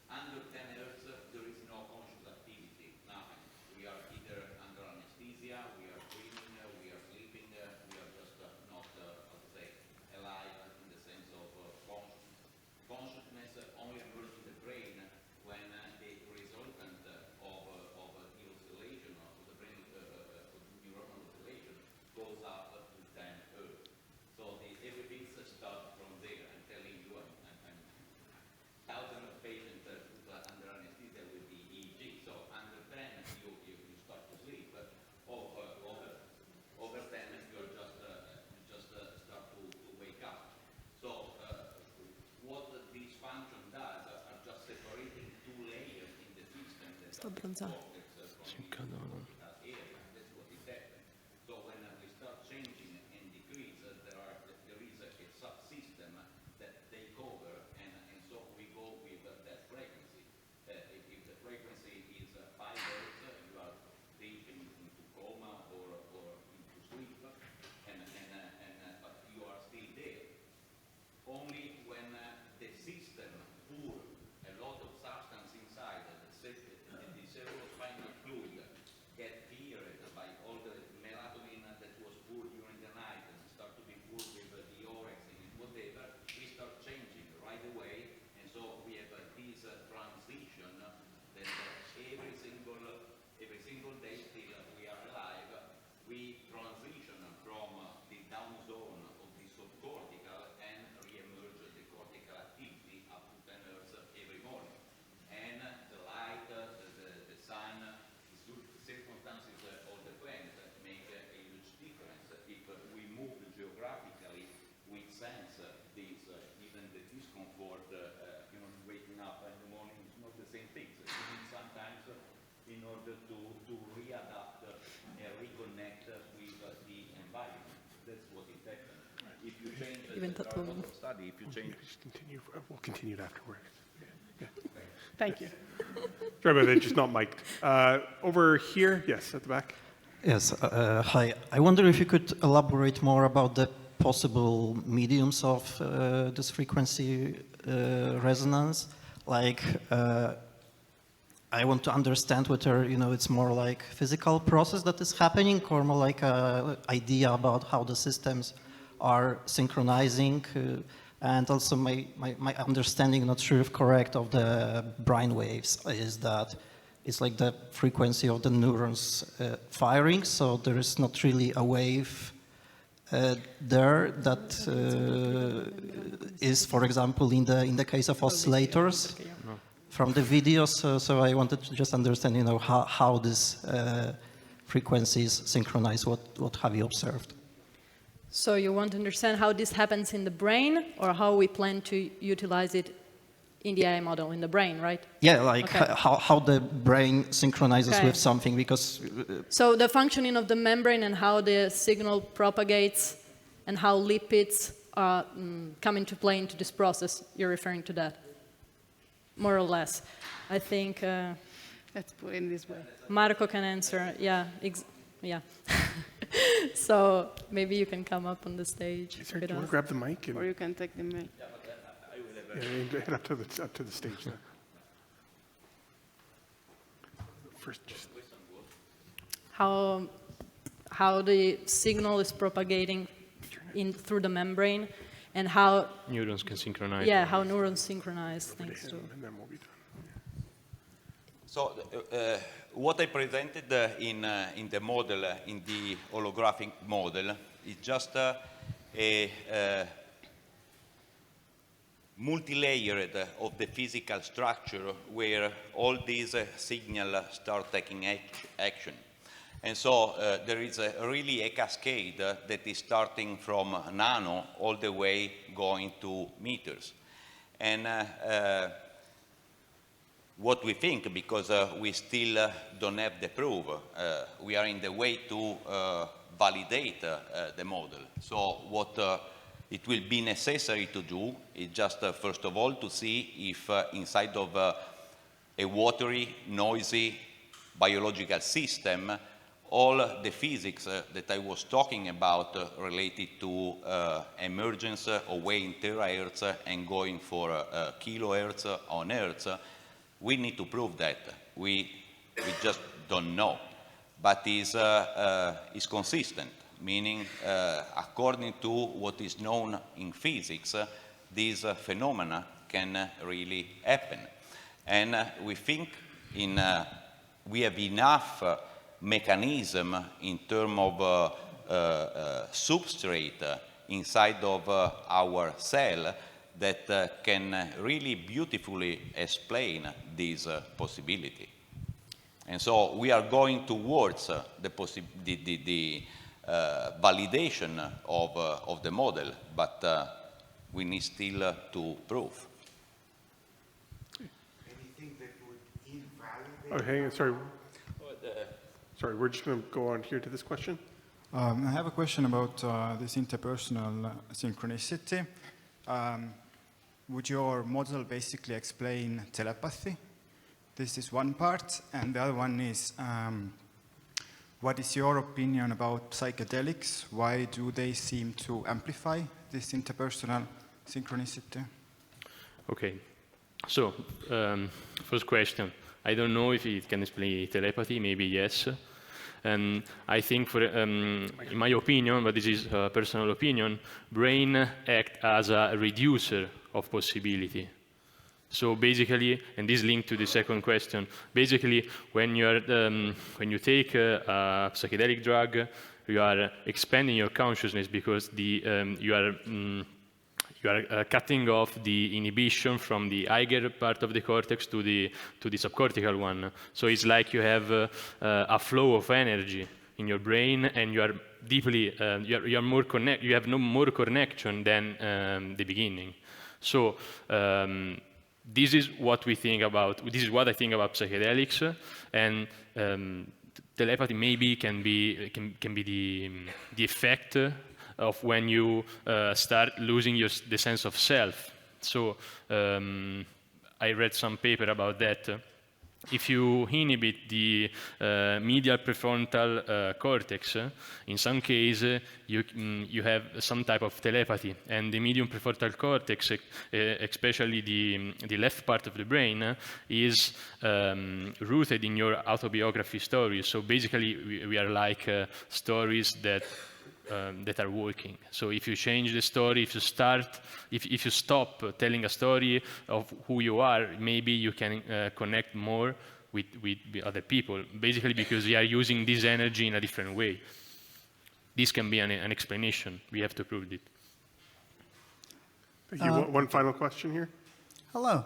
I guess this is a question for the group. I'm assuming the sort of experimental model you guys have in mind is sort of like a loaded CSF and then some brain organelles, some probes. So moving forward with that assumption, the question is, once you have that, it sort of verifies the concept.